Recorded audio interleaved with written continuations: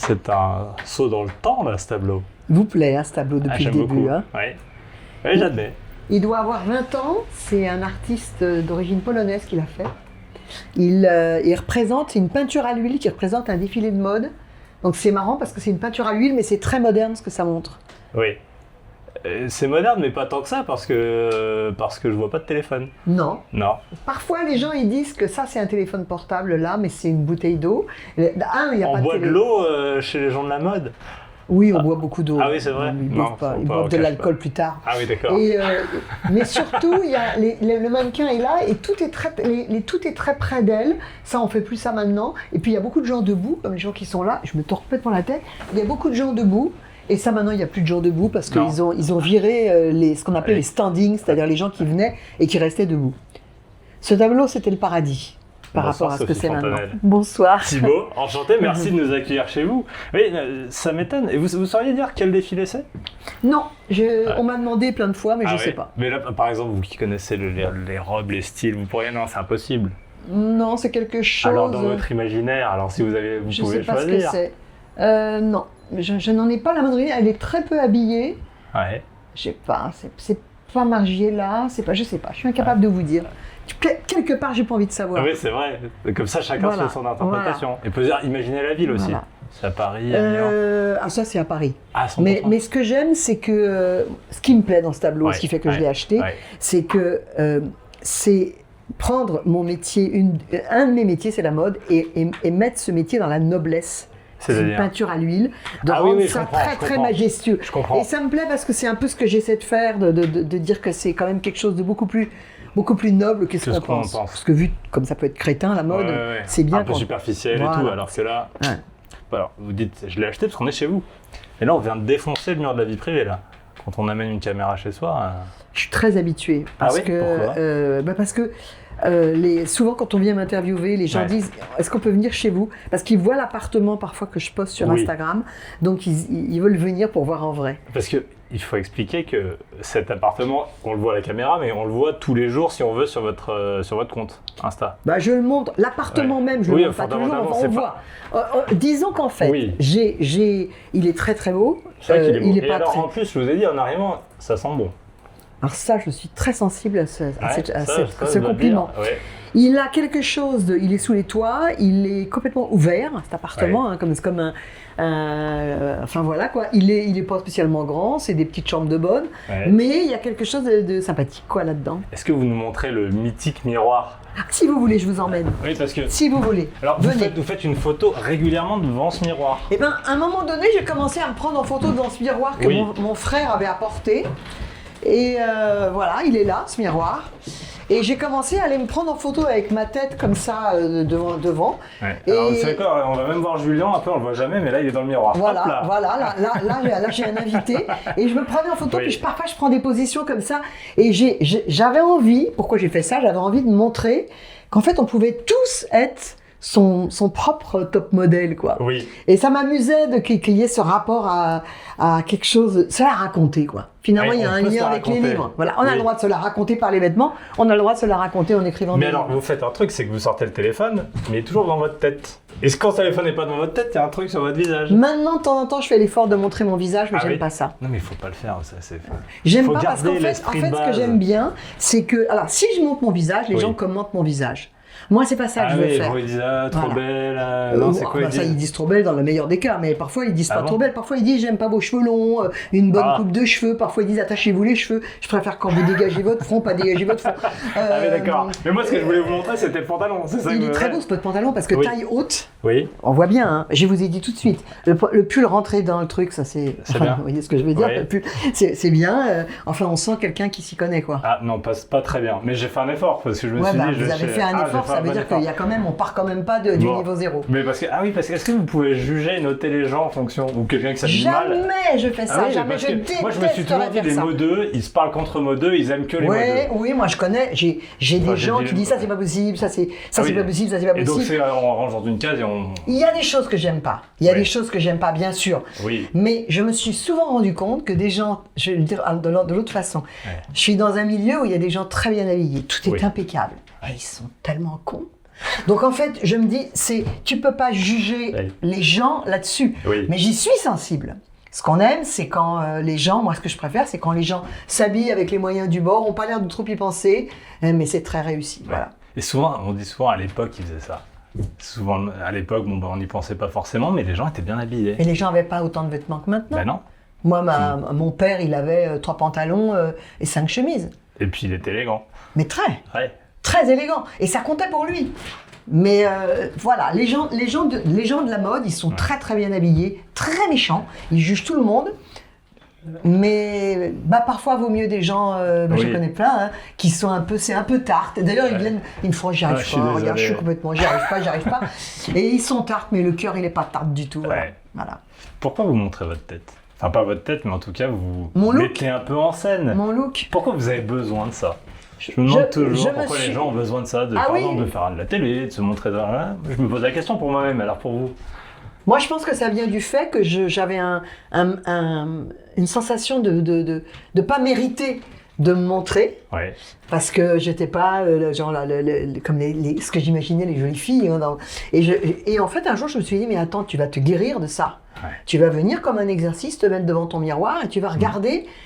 Et j'ai cherché un peu l'adhésion des gens, mais c'est pas ça, parce qu'en fait, je le sais quand une photo est réussie. C'est pas moi qui suis réussi quand je fais ce selfie, c'est la photo. Je sais très bien le faire. Et dans la vraie vie, d'ailleurs, une fois, quand j'ai travaillé à la télévision, à l'époque, à Canal+, parce que vous avez quand même goûté à la télé avant de vous cacher derrière les livres. Bien sûr. Et j'étais tous les soirs maquillée, j'étais tous les soirs à la télévision. Et il y avait donc une façon de se mettre en représentation, pareil, qui était assez intéressante, qui faisait du bien à l'âme, parce que j'avais l'impression que, c'était bien, les gens étaient contents, les gens me trouvaient chouette. Et puis un jour, à un feu rouge, il y a un homme, il a tapé au carreau de ma voiture, j'avais une voiture à l'époque, et il a dit, vous êtes la fille de la télé ? J'ai dit oui, il m'a fait, la différence, alors grave. Voilà, ça rend modeste. Ça ramène sur terre. J'ai vu plein de livres à côté. On peut aller les voir ? Mais vous savez aussi, plein de livres. Pour une écrivain, vous dites écrivain ou écrivaine ? Oh, je dis les deux, vraiment indifféremment. Ah oui, vous en moquez, vous ? Complètement. Mais non, mais je trouve ça normal qu'on dise écrivaine. Mais ça m'est complètement égal qu'on dise écrivain. Parfois, je dis les... Je m'en fiche. Vous en avez pas tant que ça, vous en avez, mais pas non plus. Alors d'abord, je m'en débarrasse, c'est-à-dire que tous les piles que vous voyez là, elles vont partir. Ah oui. Comment vous choisissez ce qui reste ou non ? C'est les goûts ? Ce que je pense que je vais relire, ce que... Vous êtes fier de montrer dans votre bibliothèque ?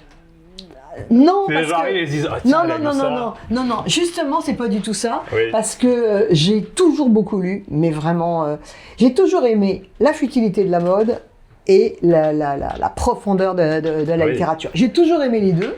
Les deux m'ont protégée de devenir une idiote dans un des deux domaines, parce qu'on peut aussi devenir un idiot littérateur ou une idiote littérateuse.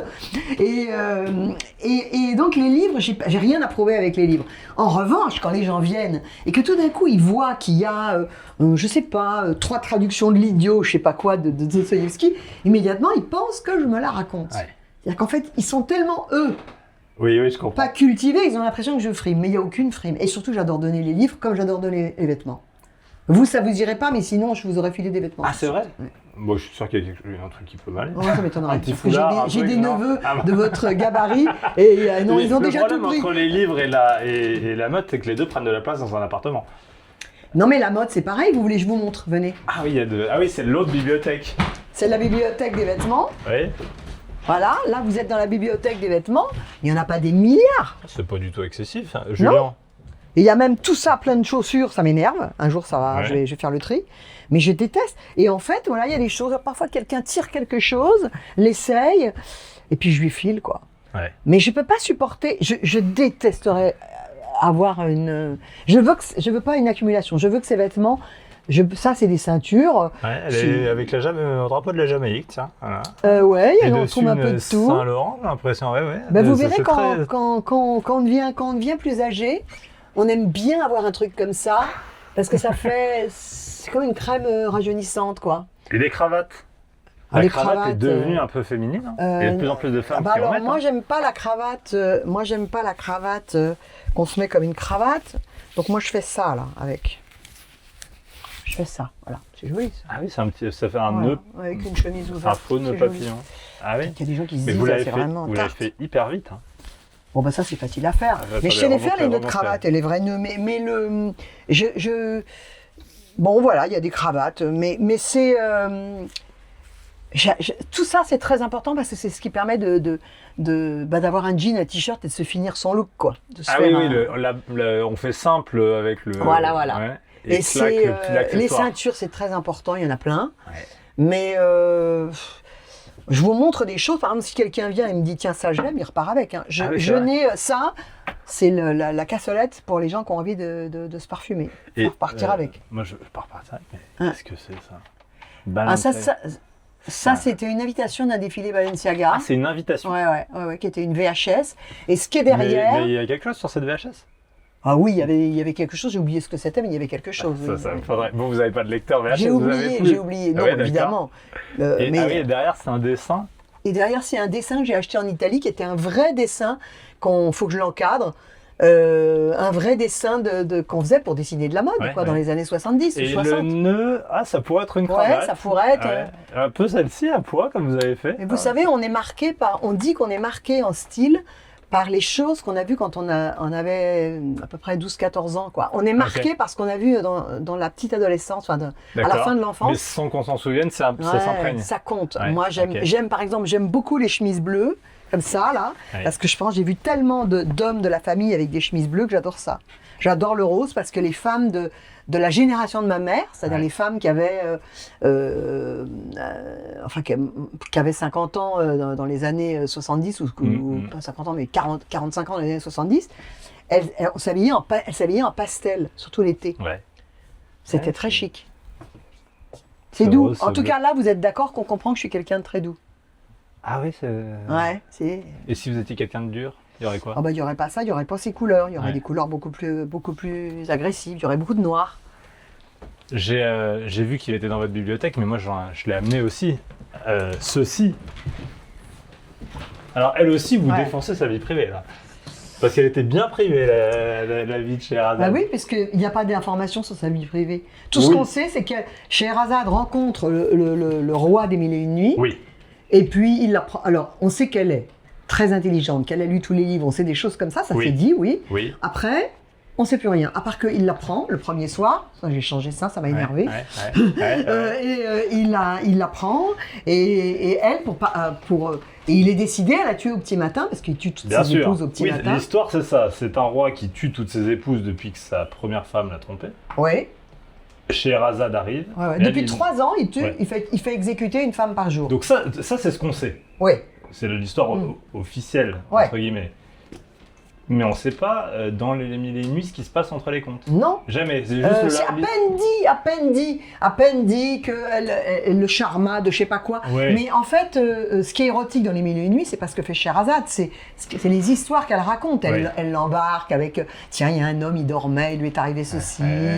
Elle lui fait des sortilèges comme ça. Moi, je me suis dit, Scheherazade, elle est vraiment... Bon, il y a plein de gens qui ne savent pas qui c'est aujourd'hui, mais elle est vraiment quand même extrêmement connue. Ça fait 15 siècles que c'est connu. Et le yacht de Poutine s'appelle le Scheherazade. On n'est pas tout à fait sûr que c'est celui de Poutine, mais c'est ça, il pourrait être lié à il est à Poutine. Il est à Poutine parce qu'il est mis sous séquestre. Oui, j'ai vu. Alors, depuis le début de la guerre en Ukraine. Je pense que lui, il a à un moment donné, pas voulu dire qu'il était à lui. Enfin, ils ont essayé de le faire sortir de séquestre, mais bon, il est... C'est marrant, donc il l'a appelé Scheherazade comme le roi qui veut posséder. Partout, au Japon, j'ai vu des gens passionnés par Scheherazade. C'est qu'en fait, ce qu'elle représente, c'est-à-dire une espèce de femme qui va échapper à la mort, parce qu'en fait, pourquoi elle échappe à la mort? Parce que quand elle se retrouve, un soir, elle dit c'est moi qui y vais. Oui. Et quand elle se retrouve dans la chambre de ce roi... ça, c'est vous qui l'écrivez. Ah non, ça c'est la réalité. Ça c'est la réalité, c'est elle qui décide d'y aller. C'est elle qui décide d'y aller. Elle dit il faut arrêter ce massacre. Oui. Elle y va, et elle se trouve devant ce roi, et elle va trouver une astuce. Alors, on l'a dit l'astuce, parce que en plus je l'ai dit dans le livre, mais elle dit à sa petite sœur, elle a une petite sœur qui a 10 ans, tout est génial, quoi. Elle lui dit, tu vas te mettre devant la porte du roi. Elle dit pourquoi? Elles ont un plan qu'elles ont organisé ensemble. Et en fait, à un moment donné, elle dit au roi, demain tu vas me tuer, mais j'aimerais bien dire au revoir à ma petite sœur. Bon, il dit oui, lui, il ne voit pas où est le problème. Elle fait rentrer la petite sœur, elle dit à la petite sœur, demain je meurs. Et la petite sœur, au lieu de dire c'est horrible, tu vas mourir, dit, mais qui c'est qui va me raconter des histoires? Et c'est comme ça que le roi dit, mais quoi, de quoi vous parlez?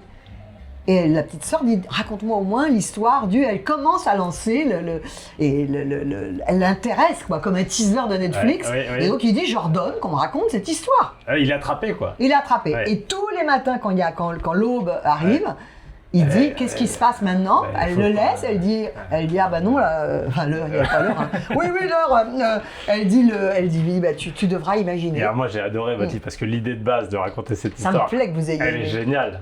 Mais vous vous contentez pas de l'idée de dire, bon, je vais raconter ça. Vous tirez le fil et vous nous racontez aussi, un chapitre sur 2, pourquoi vous n'allez pas l'écrire, ce livre. Oui. Pourquoi vous voulez pas, ou pourquoi c'est pas si simple de l'écrire. Bah, ce qui était intéressant, c'est que si j'avais fait juste... Je rebâtis l'histoire de Scheherazade. J'aurais fait un livre historique, fictionné sur Scheherazade. Moi, je voulais pas faire ça, je voulais raconter comment cette histoire elle vient jusqu'à moi. Donc, par une de mes tantes qui me dit, tu pourrais écrire la vraie histoire de Scheherazade. Et je tente Anaïd. Ouais, c'est quelqu'un. Hein. Extrêmement drôle, mais elle l'était dans la vie. Et cette tante... Qui voulait d'ailleurs, parce qu'au début, quand je vois, je me suis dit, mais qu'est-ce que c'est que ça? Et en fait, on comprend plus loin ce qu'est cette page de dictionnaire. Non, on ne le dit pas. Non, on ne le dit pas. On ne le dit pas, mais ça montre qu'il y a un fond de vérité dans ce livre. Et en fait, moi, je voulais raconter comment on se transmet l'histoire. Comment moi, on me l'a transmis parce que j'avais 17 ans. Comment moi, maintenant, je réfléchis, est-ce qu'il faut la transmettre? Est-ce que je vais écrire ce livre? Est-ce que c'est pas trop grand pour moi? Parce que je me suis beaucoup posé cette question. Est-ce que c'est pas trop immense? Et puis après, comment moi, je la transmets à une jeune fille de 17 ans à mon tour. Scheherazade est la 602e nuit. Intéressant ça. Moi, j'attendais, on me disait la 602e nuit. C'est pas ça, en fait. La 602e nuit, c'est une nuit où elle... C'est la caution très intellectuelle du livre, c'est ça. Qui est que... c'est une histoire perdue, c'est ça? José Luis Borges, l'écrivain, pour ceux qui connaissent, très spécialiste des Mille et une nuits, il adorait ça. Il a fait des nouvelles sur les traducteurs des Mille et une nuits, tout ça. Un jour, il a dit, et que penser de la 602e nuit, celle où Scheherazade raconte au roi sa propre histoire? Et tout le monde a dit, comment ça? Mais j'ai pas vu la 602e nuit, où elle est où? Ceux qui n'avaient pas lu se sont dit, on va directement lire la 602e nuit. Et ceux qui avaient déjà lu se sont dit, on va aller retrouver la 602e nuit. Personne n'a jamais trouvé. Maintenant, il y a des thèses universitaires qui s'appellent la 602e nuit. Donc c'est une blague de Borges ou c'est... Non, dans ses recherches, il avait trouvé ça Non, c'est une blague. C'est une façon, c'est une blague, c'est une façon de dire. Et que penser de cette nuit manquante où on saurait la réalité de la vie? Quelque chose cette nuit-là. Bon, c'est une femme qui apprend à un homme à vivre l'amour, à défaut de savoir faire l'amour, parce qu'on ne sait pas ça s'ils vont faire l'amour. Vous dites que dans l'histoire originale, ils font l'amour. Dans l'histoire originale, elle est vierge, il la reprend, puis quand elle a assez de la reprendre, il va pour s'endormir et elle lui raconte une histoire. Voilà, ça...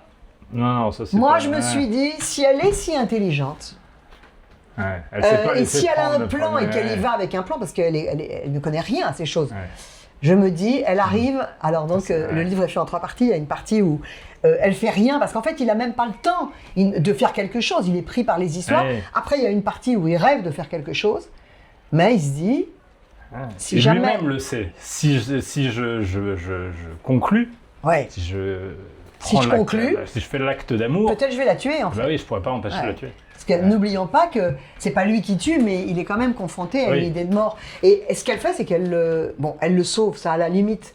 On s'en ficherait qu'elle le sauve, mais surtout, elle va le transformer. C'est-à-dire que cet homme qui a vécu enfermé dans l'idée qu'il faut tuer des femmes, va être incapable de tuer quiconque, même une mouche. Est-ce que les hommes ne savent pas vivre l'amour et faire l'amour, ou est-ce qu'on leur a appris à ne pas savoir? Moi, je crois que, homme ou femme, même si on ne sait pas, on peut avoir, si on s'écoute, on peut savoir comment faire et bien faire. Je pense que c'est un truc, tout le monde dit ça s'apprend. Je pense qu'il y a quelque chose aussi d'inné, si on est très franc, qu'on dit qu'on y va doucement, ou bien si on comprend qu'il y a une partie de sauvagerie, mais qu'en même temps, il y a une partie... Si on arrive à s'écrire, dans le meilleur des cas, je pense que tout le monde peut savoir. Tout le monde peut savoir. Le problème, c'est qu'on ne vit pas dans un monde où on est pur dans la manière dont on approche ça. On a des informations. Par exemple, moi, ma génération, qui n'est pas la vôtre, les informations, c'était tout si tu fais l'amour avec un homme, il va falloir que tu fasses ça pour qu'il soit content.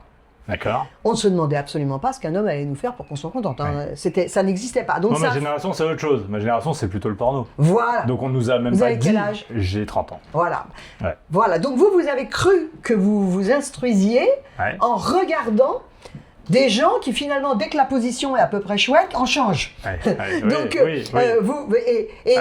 chaque génération... chaque génération a ses problèmes. Je me souviens d'une femme qui avait sorti un livre, alors je me souviens plus elle si c'était aux Émirats Arabes Unis, je crois que c'était aux Émirats Arabes Unis, elle avait sorti un livre, elle l'a sorti à San Francisco, sur des échanges de mails qu'elle avait recueillis, c'était un peu fictif, sur des tas de gens qui parlent d'amour et de sexualité avec elle aux Émirats Arabes Unis. Okay. Et elle disait, la sexualité opprimée, enfin, on va dire très dominant-dominé, quoi, de cette région du monde, elle entrave les femmes, mais elle entrave aussi les hommes. Parce qu'en fait, ils sont pris dans des choses qu'ils pensent devoir faire, et ce que c'est la tendresse, ce que c'est d'avoir une copine, en fait. Ce que c'est de demander à l'autre ce qu'il aime, ce que c'est de rien faire, ce que c'est d'être dans un lit et de juste regarder un film. Bah, tous ces hommes-là, ils ne savent pas, ils sont dans une prédation. Et là, vous me parlez d'un rapport entre un homme et une femme très personnel. Mais il y a l'histoire au sens large, les hommes, les femmes et les habitudes qu'ont les hommes. Et elle veut changer cet homme. Et donc, on extrapole. Est-ce qu'on peut changer les hommes dans leur rapport aux femmes? Moi, je pense que...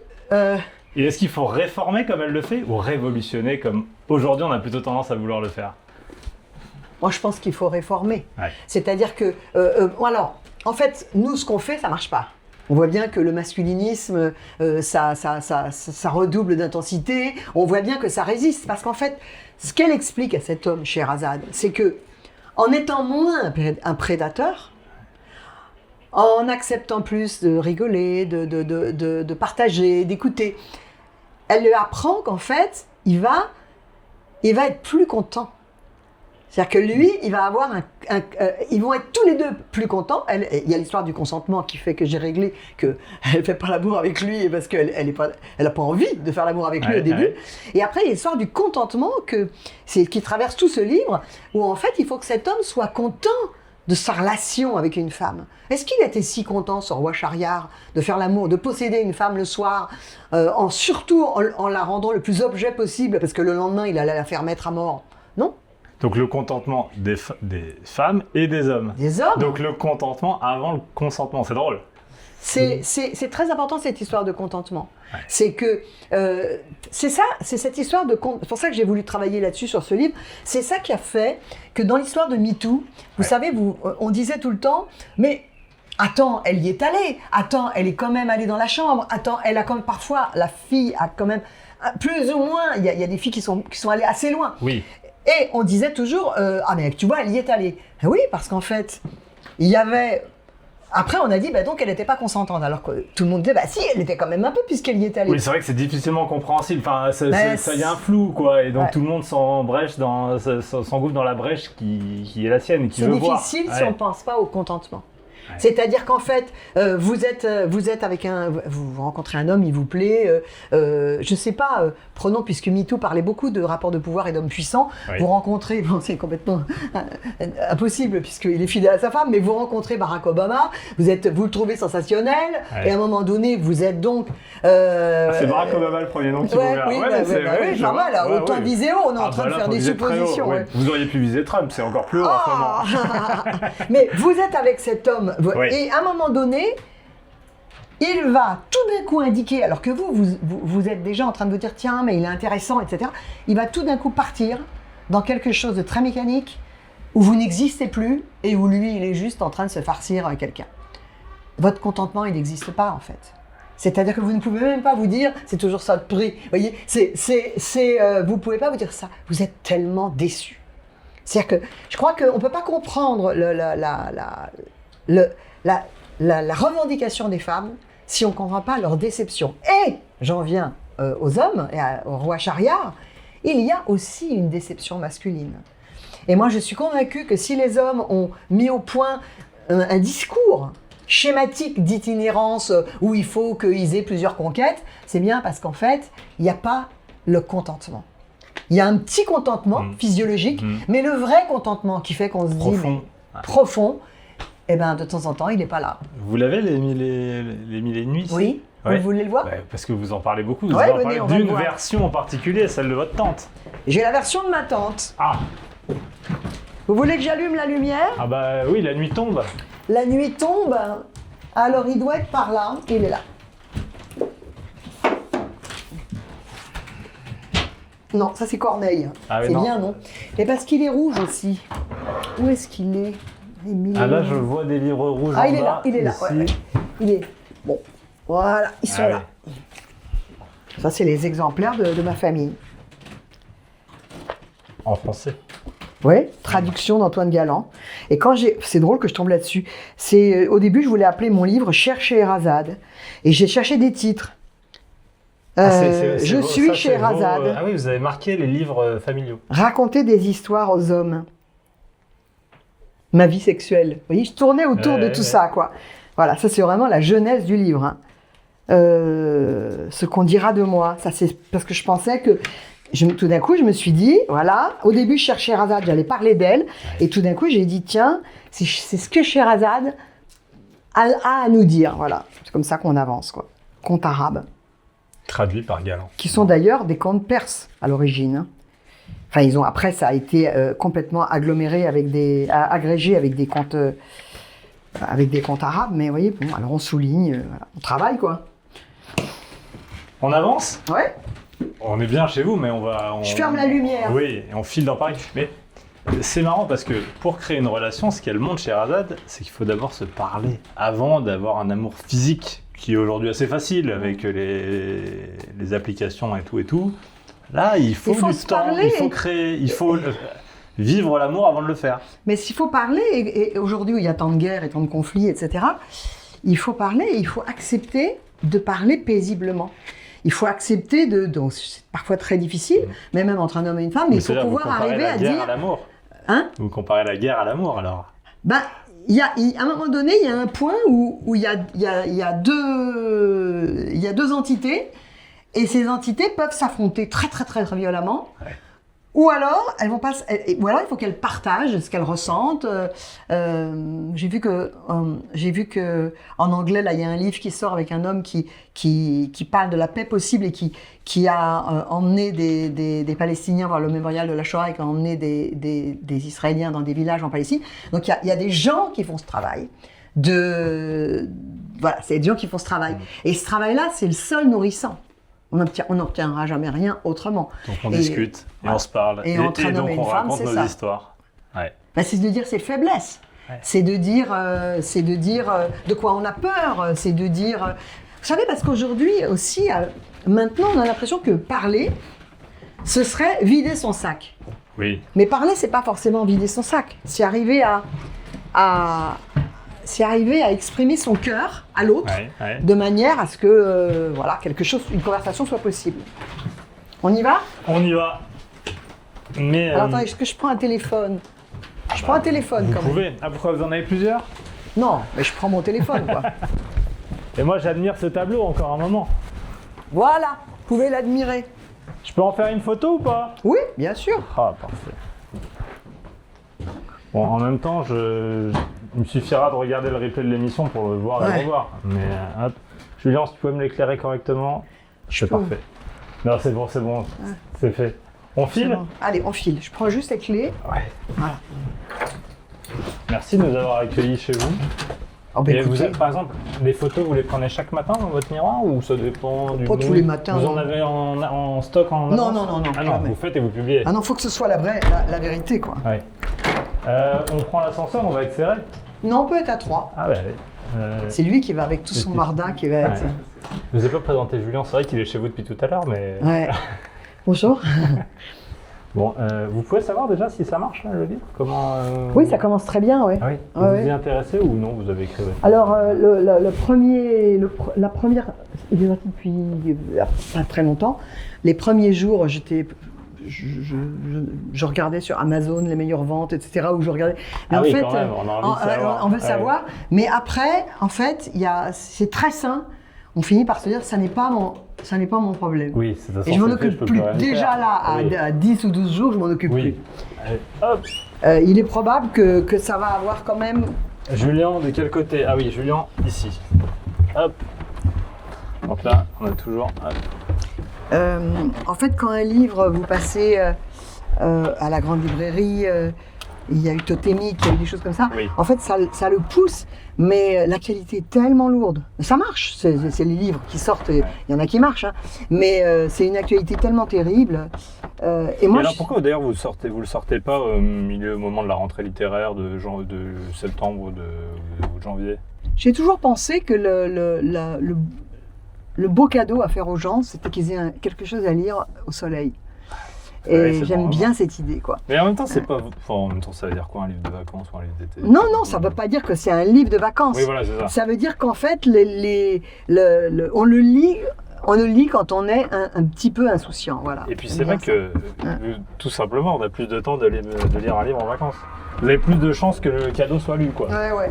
Mais je voulais aussi, spécifiquement pour ce livre, faire un livre qui soit vraiment pour le lecteur quelque chose de jubilatoire, quoi. Qu'il ait une histoire qui se demande à chaque fois comment ça va marcher. C'était un hall d'hôtel ici, c'est pour ça que c'est si beau comme entrée. Ça pourrait être mon appartement. Mosaïque, je pourrais mettre mon lit là, ma salle de bain. Vous verriez passer du monde, quoi. Voilà, la vie privée, encore une fois, elle serait limitée. Oui, elle est très chouette, déjà que bon. Voilà, Sophie. Là, on est dans votre quartier d'ailleurs, le quartier que vous en parlez tout le temps. De cet endroit. Je suis pas loin des Tuileries. Ouais. Je suis là depuis une dizaine d'années. Ouais. En fait, c'est un quartier très sympathique. Il a un problème, c'est qu'il n'a pas de commerce d'alimentation. Ah oui. Donc ça, c'est vraiment la misère. Il faut aller au marché une fois par semaine, mais c'est comme si vous viviez dans une région du centre de la France.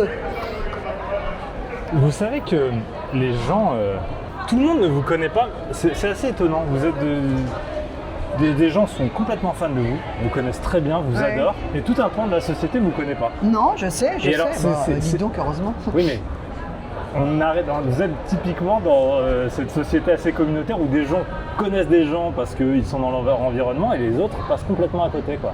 Alors, il y a plusieurs raisons à ça. Il y a le fait que, par exemple, moi, dans le milieu littéraire, je me suis toujours beaucoup méfiée du côté club littéraire. Ouais. Donc je pense qu'il y a des gens parfois dans le milieu littéraire qui me connaissent mais sans vraiment connaître mes livres. Parce que j'ai pas voulu me laisser enfermer là-dedans. D'accord. C'est-à-dire que vous n'êtes pas allé dans les prix, j'ai eu un prix quand j'étais jeune, j'ai eu le prix du premier roman, mais vous voyez, je ne suis pas allée le chercher. Oui, voilà. Mais ça, c'est une belle signature. Vous n'aurez pas. Non, j'étais partie me promener dans un bois à côté de Paris et j'étais tellement persuadée que je ne l'aurais pas que je me suis dit c'est pas la peine que j'ai le moindre espoir. Peut-être il faut faire attention parce que là on va tomber. Oui, c'est vrai qu'il y a du monde. On va tomber sur les gens qui attendent le car. Vous voyez que ça tient. Est-ce qu'on peut passer ici? Attention parce qu'il y a une flaque. Ah mais ça nous fait passer. Oh, on peut passer par là, non? Ou on traverse? Oui, on peut passer par là. Allez, on passe par là. Et alors vous décrivez quoi? Écrivaine ou journaliste? Moi j'aime bien, alors journaliste non. Là je vous provoque un peu mais... Ouais, alors non, romancière. Ouais. À chaque fois qu'on me définit, je suis pas contente. roman... Alors faites-le pour nous comme ça. Non, je pense que moi je dis toujours, j'écris, j'arrive pas à dire autrement. Ouais. Là il y a du monde, ils attendent un car, ce sont des touristes. Ça a l'air d'être des touristes. Bonjour. Ils attendent un car. Vous dites j'écris. Je dis j'écris, mais en fait, journaliste, j'ai jamais fait la moindre enquête de ma vie, donc je peux pas vraiment dire que je suis journaliste. J'ai trop de respect pour cette profession. Je suis écrivaine, c'est la réalité. Mais déjà rien que de le dire, j'ai l'impression qu'on pontifie. Vous savez, en ce moment, je m'intéresse beaucoup à Prévert. Et il détestait qu'on dise qu'il était poète. Et ça existe. Parce que c'est trop lourd. Mais non, mais tout d'un coup, ces mots sont sentencieux en fait. Alors j'aime bien romancière. Ouais. Parce que comme ça, on sort de l'écrivain écrivaine. Voilà, on sort de ce bazar. Et quand elle est influenceuse, C'est ce que disent les gens qui me détestent. Parce qu'il y en a quand même, il n'y en a pas beaucoup, mais il y en a quand même. Ouais. Ils disent oui, c'est une influenceuse. Et mais en même temps, est-ce que vous, d'une certaine manière, vous influencez un peu votre public? Oui, J'ai mais- entendu dire que certains de vos amis vous qualifiez de gourou presque avec les gens autour de vous. oui, Donc, alors là, ça veut dire que vous influencez les gens. on va passer de ce Oui, bruit-là. il y a du monde, il y a du monde, il y a du monde. Ah ouais. Moi, ce que je crois, c'est que il y a quelque chose. C'est très différent d'être influenceur et d'être influent. Ouais. Et c'est très différent. Et je suis devenue sans doute influente, notamment quand j'ai laissé pousser mes cheveux blancs. J'ai des femmes avaient les cheveux blancs. Et moi, tout d'un coup, j'ai dit, attendez, c'est très beau en fait. Et ça a libéré des femmes. J'en ai encore croisé une aujourd'hui qui m'a dit, vous pouvez pas savoir, moi je vous ai vu avec vos cheveux blancs Alors, vous savez immédiatement. alors c'est vrai, quand on tape votre nom sur Internet, c'est un des premiers Ouais. trucs qui sort. Mais moi, je ne comprends pas vraiment pourquoi c'est si extraordinaire Eh que bien ça. oui, ça paraît fou maintenant que c'est fait. Mais au moment Oui. où c'était pas fait, eh ben c'était pas fait. Ouais. Quand j'ai écrit à un moment donné un livre qui s'appelait L'Envie, où je racontais que l'histoire de quelqu'un qui dit moi, si c'est ça faire l'amour, j'y vais plus. J'attendrai que ça vaille le coup. Et c'est un livre très poétique et très littéraire, mais ça parlait de ça. Eh bien, en fait, c'était tout d'un coup, des tas de gens ont dit c'est mon cas, c'est mon cas, c'est mon cas. Et en fait, on s'est rendu compte, au moment où mon livre sortait, c'était à se demander qui faisait l'amour, tellement le livre a eu un succès fou, il a été Oui. traduit dans je ne sais combien de langues. Et alors, on est toujours caricaturé. C'est-à-dire, il y a des gens qui disent. Alors, je vous suis, hein, Sophie, parce que c'est vous qui m'emmenez à la librairie. Oui, hein. oui, on va à la est sur le librairie, bon c'est chemin. là-bas. Ouais. On est toujours caricaturé. C'est pour ça que je me vexe pas quand on me dit que je suis une influenceuse. Mais je vois bien que. Oui, mais non, mais de toute façon, le il y a terme une est un petite peu péjoratif. il y a une petite Mais oui, d'ailleurs, provocation. je vous l'ai dit, je vous provoque, vous êtes il y a, influenceuse. pour moi, un influenceur, c'est quelqu'un qui se fait payer Ouais. pour dire, Et vous, non? pour vous convaincre. Moi, je travaille pour des marques, mais ce n'est Ouais. pas mes postes que je fais payer. Ah oui, d'accord. Je travaille pour des marques à imaginer des campagnes de pub, des choses Ok, comme ça. ok, ok. Mais c'est complètement autre chose, vous Oui, voyez. bien sûr. À imaginer d'une manière une narration, comme ils disent. Après, ils Ah oui, mettent c'est mon comme ça nom, qu'on ils dit. disent Vous narrative êtes Sophie Fontanelle. Ah oui, c'est ça, vous êtes aussi une narratrice. Mais hein, c'est vous pas êtes sur mon romancière. compte tout ça. Oui, je comprends. Moi, sur mon compte, je fais ce que j'aime. Alors là, vous avez ma librairie préférée. Ah oui, alors. Là, on peut prendre un peu de champ, hein, Julien, pour montrer. C'est vrai qu'elle est belle. Hein. Elle est belle, hein. Oh. Et alors, ils sont encore ouverts. Mais je crois qu'ils sont ouverts pour nous. Alors, qui est resté ouvert pour moi, là, qui dort pas? Bonjour. Et je crois que- Bonjour, tu vas bien? Bonjour les gars. Non mais c'est trop sympa que vous soyez. Attention, on a un caméraman qui arrive. Hop. Non, c'est pas en direct du tout. Tu peux te planquer, tu seras pas filmé. Ah, on a fait des ouvertures de portes et tout. Oh non, ça va? Ça va, oui. Ouais. Eh ben non, je suis avec le Figaro. Alors, donc, c'est ici, à un moment, vous racontez dans le livre, Ah que oui. vous êtes venu chercher les mille et une nuits. Un jour, je suis venue ici demander les mille et une nuits, mais elles étaient par là, non? Elles sont par là. Les mille et une nuits. Oui. Ouais. Quand vous les avez, c'est par là, non?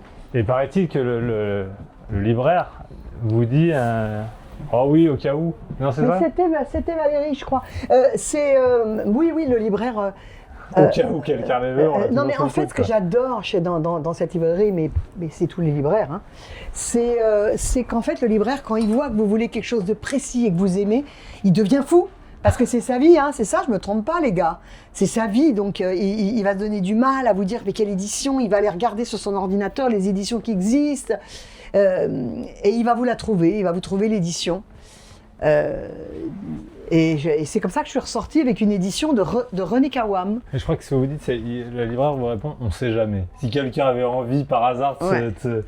se faire les mille et une nuits. D'ailleurs, vous dites que c'est un monument quand même. Hein. Ouais, bah ça c'est très difficile. Oui. C'est pas difficile à lire, mais ça peut être bien rasoir à lire. C'est. Et d'ailleurs, vous dites à un moment, on peut les picorer, mais picorer c'est le mal de l'époque. Ça veut Ouais. dire quoi? Ben, c'est comme ça maintenant, on lit d'ailleurs ici, et qu'est-ce qui marche? Les petits livres à la caisse, non? Je passe mon temps à en acheter ici. C'est ce qui marche, c'est de lire, les gens aiment bien. Alors attention, hein, pendant longtemps, moi j'aurais dit que les gens, j'aurais eu du mépris, j'aurais dit les gens, ils aiment lire des petits livres, voilà, parce que c'est plus facile. Je dis plus ça parce que, en fait, petit à petit, ces petits livres, c'est devenu très important. J'ai vu que Dostoïevski, maintenant, ils éditent toutes les nouvelles en séparé. Ouais. Et en fait, j'étais aujourd'hui au Palais Royal, à un moment donné, entre 2 rendez-vous, et les gens, j'ai failli les filmer, puis je me suis dit, c'est pas sympa pour la privacy, comme on dit, mais les gens, il y en avait 1 sur 2 qui était dans un livre, un petit livre. Ouais. Donc les gens, maintenant, ils ont pris le réflexe d'avoir un petit livre dans la poche et de lire. Donc le petit livre, oui et non, parce que ça, on manque de faire un effort, quoi, un peu. Ça vous dégage du téléphone et ça va très vite. Oui. Mais vous aimeriez parce que vous dites, moi je me suis battu pour lire Proust, je me suis battu pour lire, je sais plus lesquels, il y en a d'autres. Aujourd'hui on n'arrive plus à se battre et à faire l'effort. Mais pour rien. Parce qu'en fait les livres, ce n'est que le miroir du reste. On se bat pas pour connaître quelqu'un, on a un ami qui va moyen, on a des échanges de textos, et puis quand tout d'un coup il appelle à la suite des échanges de textos, ça nous est tous arrivé, et on répond pas parce que c'est pas le moment. En fait, c'est jamais. Pour nous tous dans notre civilisation, c'est plus jamais le moment. Et les gens qui prennent le moment, les gens qu'on croise dans la rue, qui disent on va se prendre un café. Je vois bien, moi, quand je dis à des amis, quand j'essaie d'aller comme dans un livre, c'est-à-dire de passer la page 80, hein, il y a des gens, ça résiste. Ils veulent pas, ils sont superficiels. C'est quoi la page 80 chez vous? On en est où? Ah, je sais pas du tout où elle est la page 80. Je sais pas du tout. Là, on est dans l'histoire de Scheherazade, la page 80. Les monarques qui détestent attendre ont parfois des éclats de patience inattendus. Ouais, parce que c'est leur pouvoir. C'est-à-dire qu'ils détestent attendre, mais c'est eux qui vont décider que là, ils attendent. Le maître des horloges, comme on disait. Voilà, exactement. Très bien vu. Qui vous a donné le goût, et on peut avancer peut-être dans cette magnifique veille, qui vous a donné le goût des livres et des mots? Le goût des livres, alors il venait de plusieurs choses. Il venait du fait que ma mère avait une toute petite bibliothèque, on va dire, qui était où il est passé. Il est là. Mais elle avait une petite bibliothèque, voilà, qui faisait, mettons, comme ça, là, juste ça. D'accord, ah oui. Mais elle adorait ses livres, et puis de temps en temps, elle me les prêtait, donc je savais que... s'il pouvait y avoir Il y avait Sagan, il y avait Prévert, il y avait Musset, il y avait Paul Éluard, il y avait... De la poésie, il y avait des romans... après, il y a eu Les oiseaux se cachent pour mourir, des choses comme ça. Il y avait... qu'est-ce qu'il y avait il y avait des bouquins de Mauriac aussi, il y avait Camus. Oui, il y avait des livres. Et il y avait des livres. Et moi, c'est pas ça qui m'a donné le goût de la lecture. Ça m'a fait penser que c'était très important dans une maison d'avoir des livres. Ouais. Et puis, moi, ce qui m'a donné le goût de la lecture, c'est qu'un jour, on allait au sport d'hiver et ma mère, elle m'a acheté un roman anglais, je crois, Jane Eyre.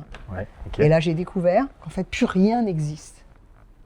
Plus rien n'existe que de lire une histoire. La tête dans le livre. Voilà. Et c'est ce que j'ai essayé de faire avec ça. C'est qu'on se mette dedans, qu'on puisse plus partir du livre. Donc Scheherazade, c'est la Jane Eyre du roi Schahriar.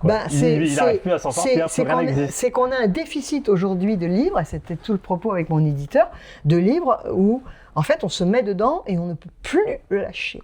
Le destin du personnage dans le livre devient extrêmement important, sans que ce soit un documentaire, sans que ce soit un livre qui raconte. Oui, mais souvent, dès qu'il y a ce qu'on appelle les page-turners, ils sont souvent mal critiqués, on les dit « Oh, ça c'est du livre de gare, donc c'est aussi un peu... Oui, c'est vrai. Et dans la mode, quand on voit quelque chose de... Dans la mode, quand on voit quelque chose de très beau et de très chiant, qui peuvent être beaucoup de livres, on dit c'est chiant de beauté dans la mode.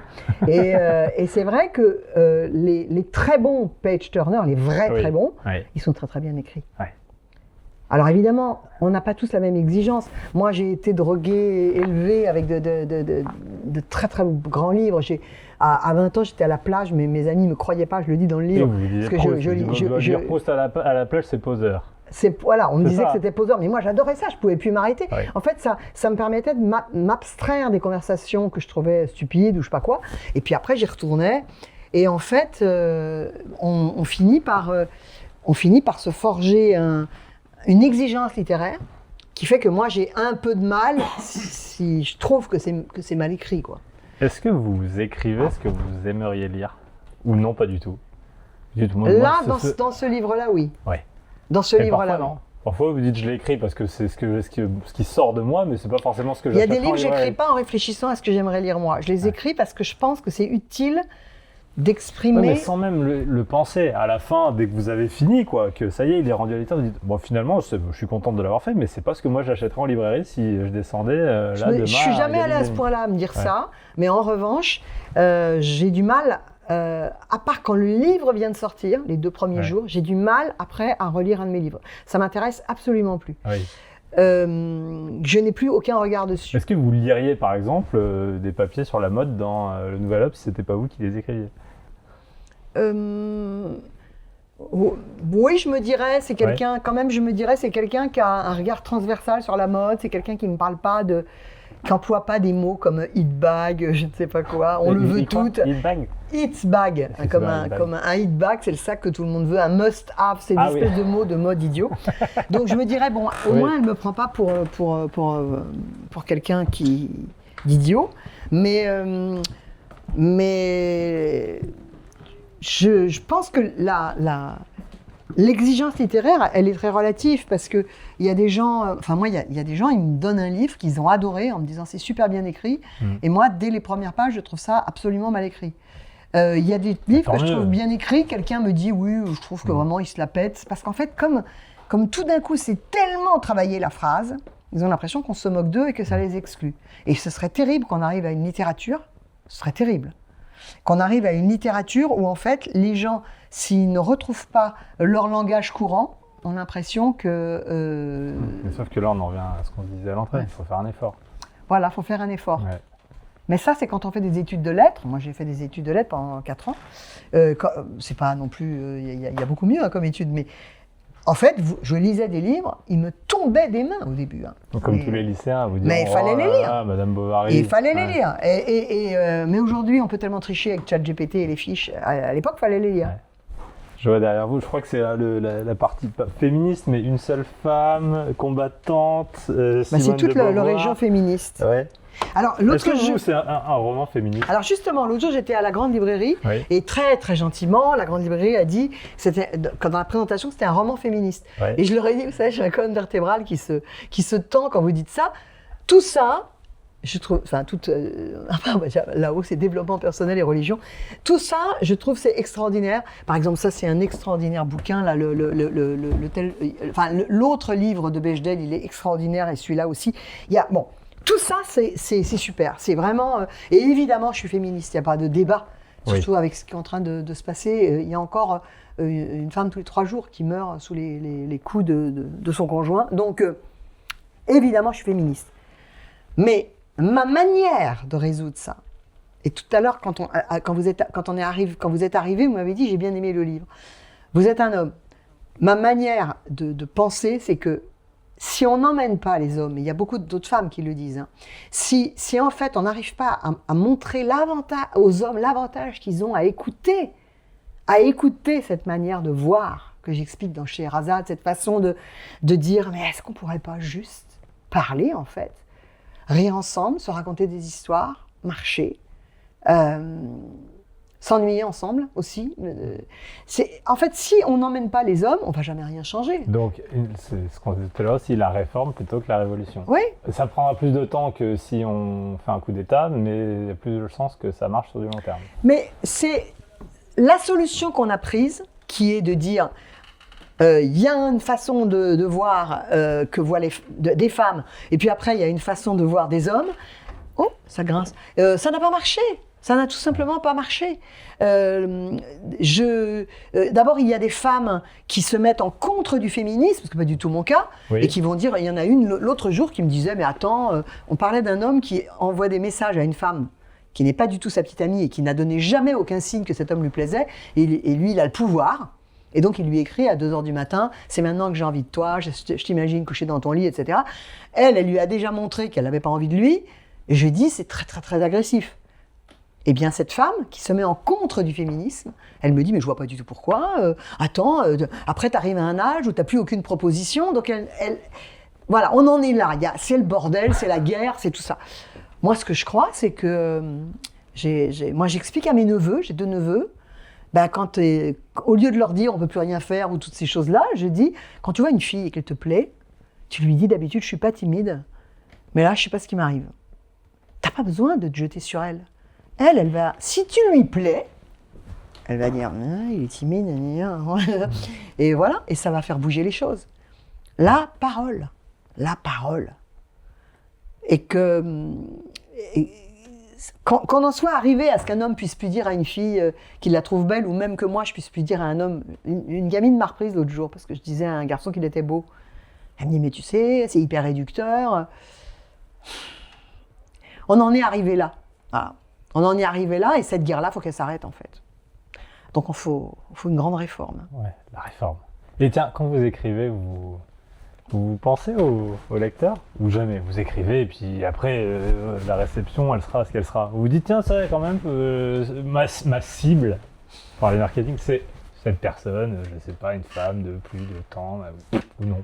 Ma première cible, c'est mon éditeur, donc qui est un homme. Oui, d'accord. Et donc c'est marrant, quand vous écrivez, vous dites, est-ce qu'il va comprendre? Est-ce que je vais l'emmener? Ouais. Et d'ailleurs, parfois, il s'arrête, il bute, il dit, mais je comprends pas là, ce que tu veux dire. Bon, donc voilà. Mais mon première personne, en fait, c'est parce que l'éditeur, moi je lis pas mes trucs à mes copines, etc. Non. Et d'ailleurs, mes copines, il y en a beaucoup qui lisent même. Il y en a qui lisent mes livres, bien sûr, mais il y en a plein qui n'osent pas me dire que ça les saoule. Elles n'en peuvent plus, un livre par an. Mais vous le savez. Bien sûr, je le sais. Ouais. Je le sais parce que je vois bien qu'elle m'en parle très très peu. Ouais. Mais ce que je veux dire, c'est que moi, j'écris vraiment en me disant, faut quand même que cet homme soit convaincu que ça vaut quelque chose, littérairement. Donc littéralement, ça veut dire aussi l'histoire, tout. Et après, j'écris, c'est pas est-ce que je pense au lecteur, j'écris que pour le lecteur. C'est-à-dire qu'en fait, c'est vraiment comment faire pour que la personne qui ne connaît rien à l'histoire que je raconte la lise jusqu'au bout. Et c'est très difficile. Pour celui qui écrit, arriver vers la page 80 ou 50... Ah là, c'est le mur. Ouais. C'est le mur. Ouais. Donc, c'est pareil pour le lecteur. Et combien de livres vous lisez? Et parfois même, c'est bien écrit, et puis à un moment donné, vous en foutez, en fait. Vous arrêtez. Ouais. Vous en foutez. Ouais. Ah oui, c'est vachement bien écrit, mais... Et après? Et après. Ouais. Un peu comme la relation entre un homme et une femme, voilà, et après. Ah, c'est bien, mais donc... Ouais. On avance un peu. C'est vrai qu'elle est impressionnante, hein, cette librairie. Là, on est en train d'entrer dans le domaine anglo-saxon, parce que c'est une librairie bilingue. Et là, il sera traduit celui-ci, par exemple? Vous pouvez le savoir ou pas? Alors, on va le savoir vite, mais on ne le sait toujours pas. Pour l'instant, en anglais, après, dans d'autres pays, oui, j'en ai eu plein de traduits, mais en anglais, j'en ai eu qu'un de traduit. C'est très difficile de convaincre les anglo-saxons. Et donc, c'est l'envie. L'envie. The Art of Sleeping Alone, en anglais. Et pourquoi c'est difficile? Drôle, la traduction n'est pas la même. C'est moi qui avais trouvé ce titre, j'avais trouvé un titre terrifiant, genre... How to Sleep Alone, un truc comme ça, un truc un peu comme un guide, ça m'avait fait. Ah oui, ça aussi, ça m'avait durci. Non, mais qui aurait été dans la partie développement personnel. Voilà, ça m'avait bien durci la colonne vertébrale aussi, et j'avais changé. Mais ce que je veux dire, c'est que les anglo-saxons sont très durs pour une histoire qui plairait beaucoup à Donald Trump, qui est une histoire de domination. C'est qu'en fait, c'est eux qui dominent. Ils veulent pas prendre des livres français, très peu, très peu, pour les traduire. À part des grands classiques, ils veulent que nous, on prenne leurs livres. Comme le cinéma. Voilà. Donc c'est vraiment une guerre en fait. Et c'est très difficile de les convaincre. En gros, vous pouvez même pas les convaincre. C'est du business. Ça va marcher, du coup on le prend. Enfin globalement le choix est fait là. À un moment donné, ils le font, ils peuvent le faire, mais ils sont très durs. Très durs. Beaucoup plus durs que les Espagnols, les Italiens, qui sont nos frères en traduction. Regardez, on va se mettre là. C'est vachement bien. On est bien là, non? Mettez-vous en face, comme ça, Julien va pouvoir faire des plans magnifiques de vous. Tiens, je peux même m'asseoir, regardez, comme ça, on fait comme ça. On fait comme ça. Scheherazade, je passe un entretien d'embauche. Est-ce qu'on ne parlerait pas de lui, le roi? Le roi Shahriar. Oui. Pas facile d'écrire sur cet homme. C'est intéressant, il y a une partie qui m'a plu. C'est quand vous expliquez, quand la nuit est terminée, et puis il retrouve les vizirs, ses ministres, quoi. Et en fait, il exploite Scheherazade de deux manières. La première, c'est qu'il ment et il parle d'elle sexuellement. Oui. Et la deuxième, il se vante. Il fait croire qu'il... Voilà. Je lui en ai mis... Il dit pas ça comme ça. Non, mais parce qu'on on est dans un bon langage, mais ça veut dire ça, quoi. Oui, voilà. Donc, premier point. Et puis ensuite, il vole ses histoires. Parce qu'il les raconte. et il se les accapare, et c'est lui qui les a inventés. Et dans l'histoire de la littérature, c'est intéressant, parce qu'il y a beaucoup d'histoires qui ont été récupérées en musique. On dit que certains hommes ont pris les compositions de femmes. Bien sûr, ça arrivait tout le temps. Ouais. Alors pour moi, déjà, premier élément, la manière dont il parle à ses ministres, en disant cette femme-là, moi je ne vais pas reprendre une nouvelle épouse demain, hein, parce qu'il faut bien qu'il justifie, puisqu'il prend une épouse, il change tous les jours. Je ne vais pas prendre une nouvelle épouse demain, parce que celle-là, et il a une phrase horrible, mais tout ce qu'il trouve de pire, il dit je l'ai prise et elle jutait de rage.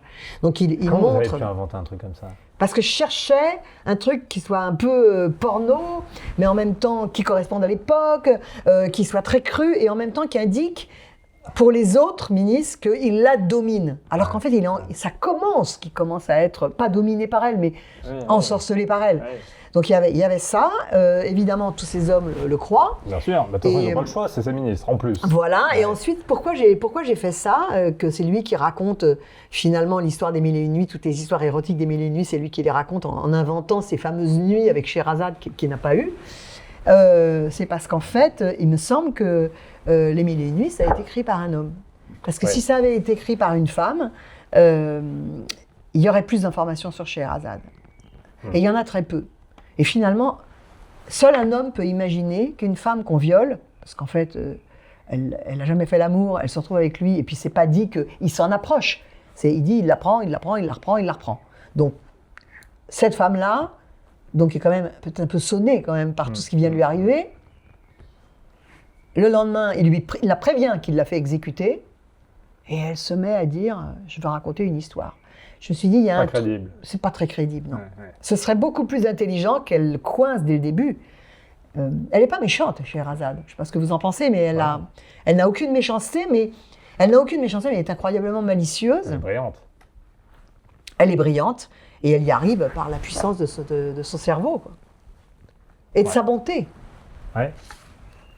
La bonté, oui. Ouais, je sais pas, elle essaie quand même de sauver sa peau. Donc, elle essaie de sauver sa peau. Est-ce qu'elle a envie de sauver sa peau ou celle du roi? Mais sa bonté, c'est qu'elle veut sauver les autres femmes. Ouais. Moi, il y a une scène, ça paraît bizarre de dire ça de son propre livre. C'est vrai qu'elle veut sauver, en plus d'elle-même, elle veut sauver toutes les autres. Oui. Et sauver le roi. Oui. Aussi. Eh ben, elle sait que si elle change cet homme, elle va tout changer. Oui. Si vous voulez, quand c'est Yitzhak Rabin qui est à la tête d'un gouvernement, c'est pas la même chose que quand c'est Netanyahou. Oui. Donc, elle se dit, si je change cet homme, si c'est un homme qui comprend que c'est aberrant de vouloir tuer les autres, que c'est mieux de faire la paix avec les autres pays, parce qu'enfin, c'est par ailleurs un roi qui fait beaucoup la guerre. Elle dit, si je change, tout le royaume va dire, ah bon, alors c'est comme ça qu'on fait maintenant. Il donne le là, en fait. Vous avez écrit ce livre qui parle du désir féminin, d'une certaine manière, par un côté. Vous avez écrit, livre tout à l'heure dont on a parlé, vous parliez de votre abstinence. L'envie, oui. Un autre biais. Vous aviez écrit un livre qui s'appelait Capital de la douceur, qui parlait de la violence. Pourquoi vous parlez de ça, autant de ça? Parce que et d'ailleurs, est-ce que tout ça est lié entre la violence que vous avez subie, vous racontez dans Capital de la douceur, et le désir qu'il peut y avoir, l'érotisme d'une certaine manière des Mille et Une Nuits et de Scheherazade, est-ce qu'il y a un lien ou non? Pour moi, tout ça est complètement lié, c'est la même chose tout le temps, mais abordé de manière... Enfin, moi, j'évolue par rapport à tout ça. Ouais. Donc ça bouge. Moi, effectivement, je raconte dans Capital de la... Je le racontais dans l'envie, mais en une phrase, et on ne le voyait pas. Une seule personne l'a vu, ce que je disais. Mais dans Capital de la douceur, je raconte comment quelqu'un qui se retrouve sur une île se souvient d'un viol, en fait. Ça m'est arrivé, mais j'aurais jamais voulu, et même là, quand j'en parle, chaque fois que je me dis, oh, ces mots, c'est pas du tout que je veux les fuir, mais c'est que la littérature, ça permet d'appeler un chat, c'est vrai. Mmh. Mais ça permet aussi de ne pas faire ça. Ça permet aussi Moi, ce que je voulais raconter dans Capital de la douceur, c'est comment un être qu'on viole devient l'être le plus doux du monde. Et comment c'est sa victoire de devenir cet être incroyablement sensible et doux, et ça, c'était important pour moi. Et quand dans la genèse de ce livre, j'avais dit à l'éditeur, j'aimerais bien faire un livre sur qu'est-ce que faire l'amour. Mais comme ça, en théorie, un livre sur qu'est-ce que faire l'amour, déjà... C'est vague. C'est vague. Et je voulais pas faire des théories. Ce livre n'a aucune théorie dedans. Non. Donc, je me disais, bon, je me suis dit, il y a quand même quelque chose. Pourquoi je pense à ça? Je me suis posé la question, je me suis dit, je pense à ça parce qu'en fait, aujourd'hui, cette question, elle est absolument cruciale. C'est-à-dire qu'entre des femmes qui disent, et je les comprends, moi je vais faire comme les hommes, je vais me servir, je vais les utiliser, et puis je vais leur dire, non, tu dors pas là, parce que moi je t'explique, ça existe, et je comprends. La symétrie, moi, c'est pas ma manière d'être, mais je la comprends. Les femmes qui disent tout d'un coup, moi je veux plus du tout coucher avec des hommes, en fait. Je vais aller essayer les femmes. À moi, ma génération, on disait pas ça, on disait pas je vais essayer les femmes. On regardait si on était attiré. Il n'y avait pas cette idée, je vais essayer. Et donc il y a eu ça va tellement mal que cette histoire de violence qui ne cesse pas. Ces hommes à qui des femmes disent aujourd'hui, on en a partout dans l'actualité encore au moment où on parle, ces hommes, des femmes disent il m'a pris violemment, il m'a prise violemment, il a insisté, je voulais pas, et j'étais mécontente, on en revient au contentement, et il en a pas tenu compte. Tout ça, tous ces hommes qui font non, mais moi j'aurais rien vu, moi pas du tout, jamais. Donc en fait ils n'ont pas vu. Il y a un truc très intéressant que m'a expliqué, moi, quand j'étais enfant. Ma mère me disait, très intéressant, quand tu es dans un cas et que tu ne comprends pas, 2 secondes, inverse la situation. Moi, si j'étais avec un garçon plus jeune que moi, et puis qui avait envie d'entrer dans une maison d'édition, puis qui, du coup, m'approchait, il était admiratif. Est-ce que je lui écrirais à 3h du matin en lui disant c'est pile le moment où j'ai envie de toi, je t'imagine nu dans... Jamais je ferais ça, parce que je me dirais mais je peux pas lui faire ça, ce pauvre gars. Est-ce que je vais le coincer là dans la librairie parce que c'est un petit coin sombre, etc. Et lui mettre la main où on imagine. J'ai pas dit que lui, ça lui plairait pas, c'est pas la question. Parce que on n'en sait rien. Vous le feriez. Mais jamais je le ferais. Ouais. Parce que je suis dans une position de pouvoir et je pense que de pouvoir dans ce cas-là, celui qui est en position de force n'a pas le droit d'utiliser sa force en contraignant sexuellement l'autre. Il n'a pas le droit. Alors évidemment, c'est rasoir pour les hommes célèbres, parce qu'ils ont fait tout ça, qu'ils sont devenus célèbres pour pouvoir s'envoyer un maximum de filles. Et à un moment donné, on va leur expliquer, non, tu dois résister. Vous pensez que ça arrive? C'est marrant, vous parlez des hommes célèbres. Cette possibilité-là, elle est plutôt réservée aux hommes célèbres. Pas sûr. Mais c'est ce qui a fait sortir les histoires. Ouais.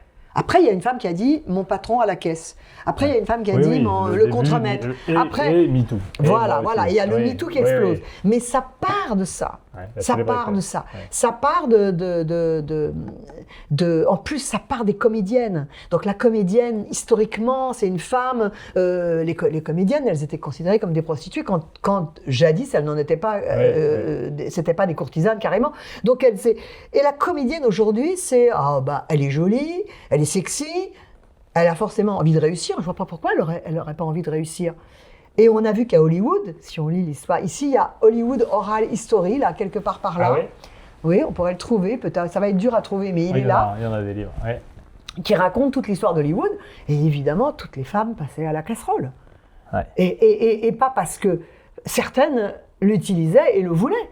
Mais moi, je m'en fiche qu'elles l'aient voulu. C'est marrant parce que vous avez vu, ma question, elle portait sur le désir des femmes. Ouais. Que vous essayez de prendre par tous les biais. Ou le désir, pas forcément le désir, parce que un viol, c'est pas désiré. Mais en tout cas, la question...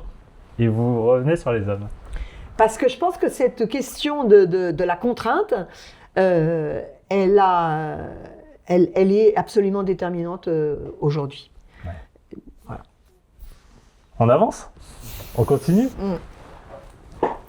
C'est très beau, merci de nous avoir emmenés ici. C'est beau ici. Hein. Bon, vous allez pouvoir vous coucher. How to think like Et alors, quand vous écrivez un article qui est plus court, évidemment, dans l'Obs ou un livre, ou un roman, est-ce que vous partez avec le même état d'esprit ou non? Le cerveau n'est pas câblé de la même manière? Je pars avec la même, une petite intention poétique.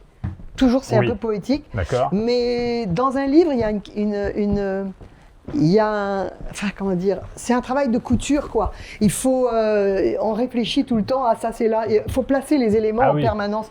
Et quand on arrive à la page 100, 200, c'est sûr 300... que le plan sur un papier de 3 feuillets est plus facile que sur 300 pages. Ça s'avance et ça... Finalement, vous poussez vous en faites un envoi et puis ça retombe. Est-ce que vous savez toujours où vous allez? Par exemple, quand on lit vos papiers, vos chroniques, des fois, vous ne parlez pas du tout de mode, quoi. J'ai l'impression que vous dites, je vais parler de ça. J'ai l'impression que vous ne savez pas trop au début. Et puis après, ça, où il y a quand même un angle et vous savez. C'est pas faux, mais c'est ça qui fait la beauté de la chronique. Puis j'ai l'impression que vous n'allez pas me parler de mode, quoi. Vous allez me parler du temps qu'il fait, vous allez me parler presque de politique. Parce que je parle d'une impression. De l'époque. Là, par exemple, dans une chronique que je vais faire, j'ai photographié un homme dans le métro, on va cacher son visage, mais et je me disais, c'est le cadeau que nous font les gens bien habillés dans le métro. Voilà. Bon, à partir de là, il faut que je brode. En fait. Oui. Et alors qu'un livre, c'est pas ça. Un livre, non, à un moment donné, il y a un plan. À un moment donné, vous savez exactement qu'il va falloir plus de liberté dans un papier court que là-dedans où il faut que ce soit structuré. En fait, il faut faire un plan. Vous faites un plan, oui, enfin, je sais à peu près où je vais. Je sais d'où ça part et où ça va. Et après, dans le livre, il faut complètement oublier pour pouvoir partir. Après, avec presque son inconscient qui parle et qui écrit. Alors qu'un papier, vous partez comme ça. Un papier, c'est pas mon inconscient qui écrit, ou alors c'est vraiment qu'il est très très bon journaliste, quoi. Même si je suis pas journaliste. Et vous prenez du plaisir quand même, ou ça reste quand même alimentaire? Non, je prends du plaisir. Ah oui. De toute façon, quand vous écrivez, vous aimez ça, quoi. J'adore ça. Voilà. Mais si le jour où j'aimerais pas ça, j'arrêterai. Et d'ailleurs, je dis oui à des préfaces, à des choses. Il y a toujours un moment où ça, c'est mon éditeur. Conversation avec Marilyn. Séguers, on l'a pas dit. Séguers, en ce moment, elle est monde de l'édition. Alors Séguers, ça a vraiment le vent en poupe. J'ai vraiment eu de la chance. Mais ça fait combien de temps que vous êtes chez eux? Depuis qu'ils ont repris les éditions Séguers, qu'Antoine Caro a repris les éditions Séguers. Oui, d'ailleurs, vous avez mis une photo de lui aujourd'hui sur Instagram. Oui, parce que c'est un très très très bon éditeur. Mais parce qu'il y a une polémique aujourd'hui avec Olivier Nora. On a viré Olivier Nora. Ouais. On a viré Olivier Nora et en fait... Qui était l'éditeur, un des éditeurs emblématiques de Grasset, qui est une maison d'édition du groupe Bolloré.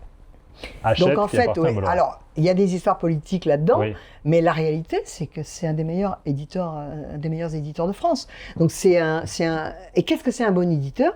C'est quelqu'un qui va pas prendre des textes qui sont que des témoignages et pas prendre des textes parce que tout d'un coup c'est mignon, c'est sensible, qui va aller chercher vraiment en profondeur ce qu'est le talent d'un écrivain qui va réussir à lui parler. Parce qu'il faut pas quelqu'un qui écrit un livre comme ça. Alors, on l'a pas viré. Alors je sais pas comment. Il a été viré. Ouais. Mais on l'a pas viré parce qu'il prenait des textes difficiles aussi.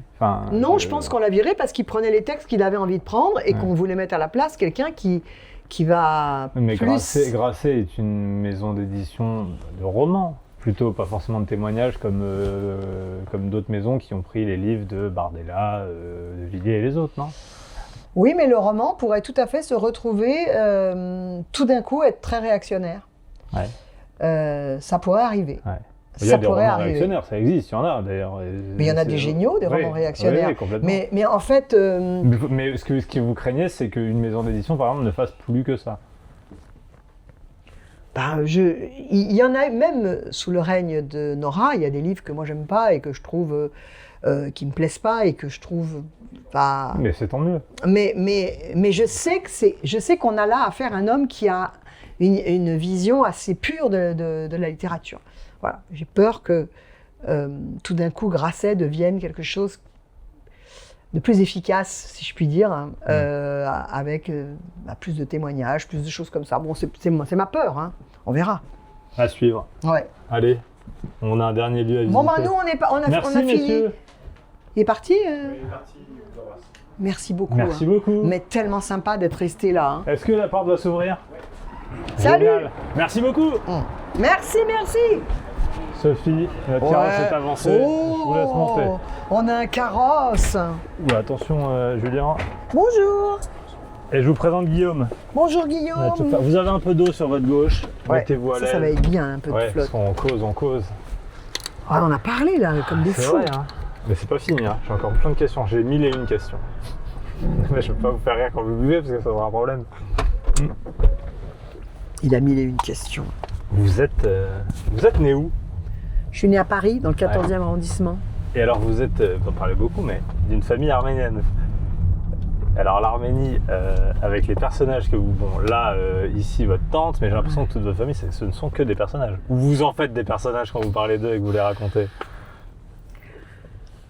Moi, je crois que depuis que je suis enfant, je fais des gens de ma famille des personnages. Parce que j'ai commencé à écrire, je devais avoir 9 ans. Et déjà, je racontais la famille à ma manière, que ça m'amusait. Mais par ailleurs, ils sont particulièrement truculents. Ah oui. Et ils étaient tous très drôles. Mon père était extrêmement drôle, il n'est pas arménien. Ma tante est extraordinaire, mais ma tante, en ce moment sur Instagram, je passe des enregistrements où on l'entend parler et on voit à quel point elle est drôle. En fait, elle est fantasque. Et il y a un livre que j'adore, le problème c'est que j'ai oublié le nom de l'auteur, qui s'appelle Tante Mam, qui est un livre de littérature anglaise. Ouais, vous allez regarder. Tante Mam. Tante Mam, qui est un bouquin qui a eu un énorme succès aux États-Unis. Tante Mam, M-A-M-E. Ouais. Patrick Dennis. Patrick Dennis. Donc il y a un roman qui s'appelle Tante Mam, américain. Orphelin à 10 ans est recueilli par sa tante. Voilà. Mam, une femme aux fiers principes moraux et religieux qui est en fait une célibataire tout à fait émancipée. Ouais.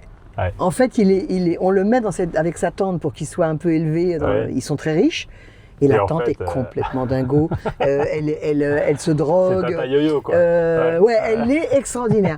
Et moi, tout ce qui est cette originalité, j'aime ça. Il faut dire qu'il y a beaucoup ça dans la littérature. Dans une certaine littérature arménienne, il y a ça.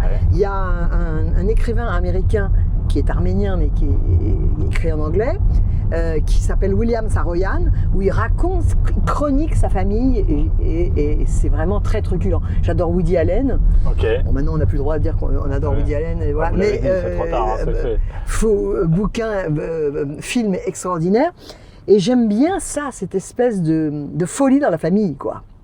Votre père est français. Oui. Et vos parents se sont rencontrés donc à Paris parce que votre maman, elle est née en France aussi? Ma mère est née est née à Corfou, en Grèce. D'accord. C'est des gens qui, pendant l'exode, en fait. Donc à partir de quelle année votre famille a... Ma famille est arrivée en 1926 en France. Ma mère est née en 24, ils sont arrivés par là. Ils sont arrivés à Marseille, comme tous les Arméniens, tous les gens qui arrivaient de ces pays. Ils sont montés à Paris, où on demandait beaucoup de travailleurs. Mon grand-père, et c'est peut-être pour ça qu'on a ça, était poète, mais il a fallu qu'il devienne menuisier, puis après il est devenu ébéniste, voilà. Ça, c'est l'histoire de la famille. Et ma famille était drôle, c'est-à-dire que quand ma mère a rencontré mon père, ils ont échangé au café, après ils étaient chez des gens à un dîner, après ils ont changé au café, et lui il a dit qu'il venait de se fiancer à une femme qu'il avait quittée, qui avait gardé la bague de fiançailles, et ma mère a dit, moi j'ai un petit bébé de 2 ans. Et il lui a dit oui. Enfin, moi, j'avais quand même une bague de fiançailles. Bon, bref. Ils ont discuté et mon père a complètement oublié cet enfant. Et quand il a présenté ma mère à ses parents, elle est descendue avec l'enfant. Il a dit, mais c'est ça. Et puis, c'était mon frère. Il lui dit, ça m'est sorti de la tête. Voilà. C'était mon père. Et il l'a reconnu comme son enfant après. Génial. Espèce de gens d'une poésie, d'une... Et... Peut-être que je me trompe, hein. On a reçu André Manoukian dans cette émission, et j'ai la sensation que cette communauté arménienne, elle s'est intégrée en France en montrant sa culture, en montrant une grande culture, mais pas une culture, leur culture arménienne. C'est-à-dire, nous on connaît les grands textes, la musique, c'est très juste. En fait, c'est la manière de s'intégrer. Il y avait 2 obsessions dans ma famille arménienne. C'était la culture. On devait savoir dire des poèmes d'Aragon. On savait. Il n'était pas question de bouder la culture française. Au contraire, on devait être encore plus cultivé que les Français. Et la politesse. À la politesse. Bien volontiers, je vous en sais gré. Et ma mère me faisait faire des concours. Vous disiez, je vous en sais gré je vous en saurais gré. Et voilà, il fallait très très bien parler. Et il y avait un autre élément, évidemment, j'en ai fait mon métier, c'était l'élégance vestimentaire. Parce que si on était bien habillé, il fallait être encore mieux habillé que des Français, ce qui n'est pas facile. Les Français s'habillaient bien. À cette époque-là, les Français c'était considéré vraiment. Et ma mère, elle voulait s'habiller comme Katharine Hepburn. Voilà. Voilà. Mais tiens, c'est marrant, c'était des questions que je voulais vous poser. Au prochain lieu où on va, la question de l'esthétique et une esthétique en plus physique, mais presque morale, dans la manière dont votre tante voit les choses. Ah oui, il faut que tout ait du panache. Avec presque une petite touche de snobisme quand même. Elle est très snob. Oui. Puisque je dis dans le livre. Une grosse touche de snobisme là. Je dis dans le livre qu'il y a un mot arménien qui veut dire parce que. Ce mot c'est Vorovedev. Et ma tante ne disait pas Vorovedev. Elle disait Vorovedav. Oui, elle était snob. Mais parce que pour elle, il fallait que tout soit. Un peu au-dessus quoi. Elle disait pas on va acheter des fleurs. Elle disait on va trouver de quoi faire un bouquet. Ah oui, c'est très différent. C'est vraiment une façon de voir le monde. Et alors, vos parents arrivent à Paris, mais vos parents, votre famille arrive à Paris, mais c'est des gens qui n'ont pas forcément beaucoup d'argent. Ah non, personne n'avait d'argent. Dans le 16e arrondissement. On a été surclassés. Ah oui. On a été surclassés parce que mon père était représentant de commerce et par un client, on lui avait dit qu'il y avait des gens qui avaient un appartement à louer. Ouais. Mais alors, est-ce que s'ils s'étaient retrouvés à Ménilmontant, ce serait adapté au titi parisien de Ménilmontant ou non, le 16e leur correspondait parfaitement?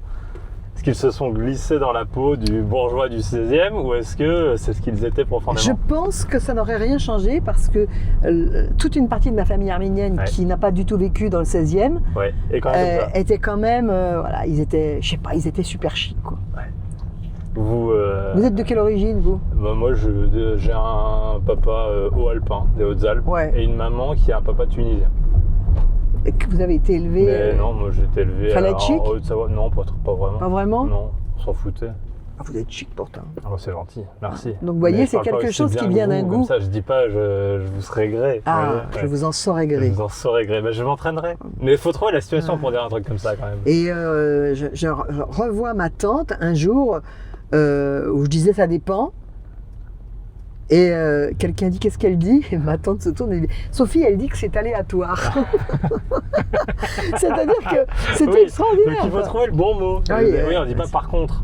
Non, en revanche. On ne dit pas bon appétit et tout ça. On ne dit pas bon appétit? Non, je trouve ça sympa de dire bon appétit. Moi aussi je le dis tout le temps, mais je sais qu'il ne faut pas le dire. Enfin, on m'a expliqué. Vous dites bon abona comme ça, non? On ne dit pas bon appétit. On arrive dans un endroit chez Drouot. Vous y allez souvent? Depuis quelque temps, oui. Ah oui? Avant, j'y allais pas, j'avais peur d'entrer. Ça m'impressionnait. Ouais. Bon, vous allez m'en parler là-bas. C'est quoi votre nom de famille arménien? Drezian. Drezian. Et vous avez pris, donc vous, Fontanelle, votre papa, il vous appelait Sophie. Pourquoi? Parce que Sophie, ça faisait Sainte-Sophie de Constantinople, ça faisait un petit peu oriental. Ouais. Et puis en même temps, c'était français. C'était français? Oui, donc ça convenait à tout le monde. Voilà.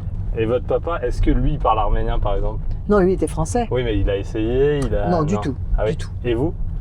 Alors moi, je suis en train de me décider à apprendre l'arménien. Ah oui, ça avait mis autant de temps que d'écrire C'est très long. Ouais. Mais de toute manière, la leçon de ce livre, c'est que la transmission, c'est quelque chose de très long. Ouais. Ah, ça veut dire que ça ne nous tombe pas dessus, quoi. Non. Ouais, ça peut nous tomber dessus. Il y a des choses dont on hérite très vite, mais la transmission, la transmission, c'est encore vraiment ce mécanisme de ce qui va faire que vous allez garder quelque chose que vous allez transmettre parce que ça vous tient à cœur. Ça met très longtemps. On sort? Allez, on y va. On est arrivé donc. Ça va, tout va bien? Ouais, tout va bien. Guillaume, à tout à l'heure. Et on sort. Tout à l'heure. Bon, alors, c'est vous qui connaissez. On entre par la... Ah ben on entre par là-bas normalement. Ouais. Oui, alors est-ce que c'est... Je sais pas le soir par où on entre. Mais le soir, c'est fermé. C'est ouvert pour nous uniquement. Là, ils ont ouvert. Mais oui. C'est dingue. Ah, on tire. Je vous en prie. Bonjour. Vous avez fait nocturne pour moi? Bonsoir monsieur. Bienvenue à l'État. Merci. Merci beaucoup. Bonsoir. Merci. On vous fait veiller tard. Il faut qu'on monte à l'étage. Parce que c'est là-haut qu'il y a les expositions, avant les ventes. Alors vous venez pourquoi ici? C'est une amie qui m'a fait découvrir parce qu'elle fait des curations. D'accord. Bonsoir. Elle fait des curations d'expositions. Et moi, je vais en ligne sur Drouot pour regarder. Alors, vous savez quoi, j'adore ça. Je comprends rien, j'achète pas, je suis Moi pas non inscrit, plus, mais mais je vais finir par acheter. Mais je trouve ça beau. Quand je passe dans le quartier, j'adore voir les meubles qu'on sort, les objets. Oui, c'est vrai, vous savez que le Figaro est juste à côté. J'adore. Il y a toutes ces salles qui nous sont ouvertes, on a juste à pousser la porte, mais il faut choisir dans lesquelles on entre. Alors, vous iriez où? Art moderne et contemporain? J'irais dans... tableau Asie? Non, j'irais dans... Il n'y en avait pas un sur un truc de Maigret? Art d'Asie, des pièces numismatiques. Oui, on peut aller... On a celle-ci aussi, tableau ancien et moderne, mobilier, objets, d'art. Non, et là-bas, qu'est-ce qu'il y a? On n'en prend qu'un, non? On va en faire... On peut en faire plusieurs, hein, pas de souci. Collection de costumes, tiens. Voilà, c'est ça que je voulais faire, de Maigret. Ouais. Alors c'est celle-ci, salle 7. Thierry de Maigret. On pousse là, hop. Alors, on peut rentrer. Ça y est, allez-y. Ah oui. Merci. Ouh là là là là là là là là. C'est extraordinaire. Bon ben voilà. Là peut-être vous comprenez mieux ma passion pour la mode. Pourquoi? Mais parce qu'en fait, alors, il faut que je dise quelque chose à propos de ça. La mode, c'est ce qui accompagne tous nos changements et peut-être même devance tous nos changements de comportement, de société. Ah. Et aujourd'hui, comme il y a quelque chose de très réactionnaire qui se passe, il y a des gens qui disent « Ah non, mais attends, un homme, ça ne met pas un pantalon rose, un homme, ça ne met pas ci, ça ne met pas ça. » Il y a une idée, on voit ça sur tous les masculinistes, sur comment un homme s'habille. Ben voilà comment un homme s'habillait à une époque. Et donc, voilà. Et tout peut changer. C'est-à-dire qu'en fait, ce n'est pas notre époque aujourd'hui qui est pervertie et qui dit voilà, les hommes ne vont plus être des hommes, ils vont s'habiller comme ça. C'est notre époque qui cherche une liberté vestimentaire différente, mais il y a d'autres époques qui ont cherché. C'est vraiment vers à la fin du 19e, au début du 20e, qu'on a commencé à enfermer les hommes dans un costume, enfin un costume qu'on connaît. Mais avant, il y avait ça, quoi. Moi, je peux regarder ça pendant des heures, personnellement. Les couleurs des vêtements, vous voyez comment tout ça est éteint? Ça, c'est sublime. Pour récupérer une couleur comme ça, aujourd'hui, c'est... Pourquoi? C'est compliqué? Ben oui, parce que ça doit être teint... c'est de la soie. Je ne veux pas le toucher parce que je crois qu'on n'a pas le droit. On ne pas toucher partout, hein, ça. Mais c'est de la soie et on voit bien, il y a des traces. Vous voyez, la teinture part à des endroits, ça fait comme du tie and dye. Mais c'est pas très grave. Parce que c'était une teinture végétale qui a été foutue là-dessus. Mais... Ah oui, donc les marques brunes, beiges, ne sont pas. À mon avis, ces marques sont venues après. Hein. Mais bon, mais ça lui donne quelque chose à la robe. Hein? Ça lui donne quelque chose? Je pense que c'est venu après, mais parce qu'on voit bien qu'il y a des traces d'usure, etc. Il y a la lumière qui est venue dessus. Voilà. La couleur est extraordinaire. Là, tout ça, là, c'est quoi? C'est des trucs ecclésiastiques? Des habits ecclésiastiques, je sais pas, c'est ça, non? Alors, on dirait. Et c'est... Je suis pas sûr, hein. Il y a peut-être une inspiration. Je sais pas, il faudrait qu'on ait les informations. Ouais. Mais c'est vraiment tellement beau, on est... Est-ce que le monde de la mode actuellement a la sensation d'être créatif? Ou non, dans le monde de la mode, on dit en ce moment, c'est pas terrible, en ce moment... Que pense le monde de la mode de lui-même? Je pense que le monde de la mode, aujourd'hui, n'est pas dans sa période la plus créative. Mais ça va changer parce que la mode, ça change tout le temps. Donc à un moment donné, il va y avoir quelque chose qui va se passer. Et je crois que la mode est allée trop loin. Regardez-moi ce jaune citron là. La mode est allée trop loin à faire des choses complètement importables en disant, ben voilà, c'est créatif, c'est créatif, c'est créatif. Finalement, ce qui est créatif en mode, c'est d'arriver à trouver une façon d'habiller les gens qui va coller avec l'époque. Ouais. Et pour l'instant, elle n'est pas raccord avec l'époque? Je pense qu'on est une petite chose encore réactionnaire. Je vois qu'on revient à des vêtements. Alors attendez, est-ce que la réaction est en avance sur une société qui va devenir de plus en plus réactionnaire ou est-ce qu'elle est en retard? Je sais pas. Ouais. C'est une bonne question. Je sais pas. Mais je sais que autour de moi, alors ça c'est quelque chose que je remarque dans mon entourage, quoi. Autour de moi, j'ai des gens qui, et c'est pas mon cas, mais je peux être tentée par ça, mais c'est pas mon cas, qui deviennent de plus en plus classiques. C'est-à-dire à complètement revenir à s'habiller d'une façon très ennuyeuse, très classique, et comme un rejet en fait de ce que la mode peut apporter. Mais vous êtes sûr, vous me dites, oui, oui, il y a des courants masculinistes, bien sûr, évidemment, mais j'ai l'impression, moi, dans Paris, il y a de plus en plus d'hommes habillés en rose, avec des tenues de femmes. Enfin, c'est peut-être limité à des endroits comme Paris, justement, mais je sais pas, je trouve pas. Enfin, vous le savez mieux que moi, mais... Moi, je pense que ce qui est fabuleux avec la jeunesse, c'est qu'elle continue Enfin, il y a des choses aujourd'hui qui sont pour elle naturelles. Pour un homme de mettre un collier de perles, pour un jeune homme, ça peut être naturel. Pas pour tous, mais ça peut être... En fait, ce qu'ils ont fait de chouette, c'est parce que cette génération, un tout petit peu plus jeune que vous, a fait de très chouette, c'est que en dégenrant ce qui fait hérisser les poils de certains, elle a tout simplement dit, on a le droit d'essayer des choses, en fait. On a le droit on est libre, on est beaucoup plus libre. Et moi, je me souviens que quand j'étais jeune, moi, j'avais le droit, comme femme, de mettre des pantalons, si j'avais envie de m'habiller comme James Dean, je pouvais m'habiller comme James Dean. Mais les garçons, ils ne pouvaient pas s'habiller comme une fille. C'est intéressant. On dit souvent que la pression dans plein de pans de la société est plutôt sur les femmes. Mais sur la question de la mode, c'est plutôt sur les hommes. Les femmes, elles ont une pression que si elles s'habillent si elles s'habillent pas de manière sexy, on leur dit... Alors là, par exemple, vous, en jean comme ça, avec ce pull, vous auriez les codes d'un homme il y a 60 ans. Oui, mais j'ai un pantalon marin mais ça de 1950, je crois, de l'armée. Oui, mais ça ne choque personne, vous voyez ce que je veux dire. Alors que si moi, je venais vous interviewer en robe, les gens diraient qu'il... Mais même si vous mettez ce pantalon avec cette poche-là comme ça, ça ne correspond pas à ce que porte un homme. Oui, mais je pense qu'on ne s'en rendrait pas compte. Alors que, vous voyez, si je mettais une robe vraiment, là qui a un code, on va dire parfaitement féminin. Oui, ou même pas. On se dirait que c'est fou, alors que vous êtes habillé, pardon, je mets des grands guillemets, comme un homme. Oui. Et alors ça ne choque personne. Non, et mon caban militaire, un pull d'ailleurs qui vient du rayon homme de Monoprix. Ouais. Donc, on les salue. Voilà. Non, c'est la femme, elle a pu s'habiller, elle a gagné. Attention, ça a été gagné. Il y a eu toute l'histoire de George Sand, il y a eu plein de... Mais elle a gagné qu'elle a pu s'habiller comme ça, elle a fait comme elle voulait, pour avoir un confort.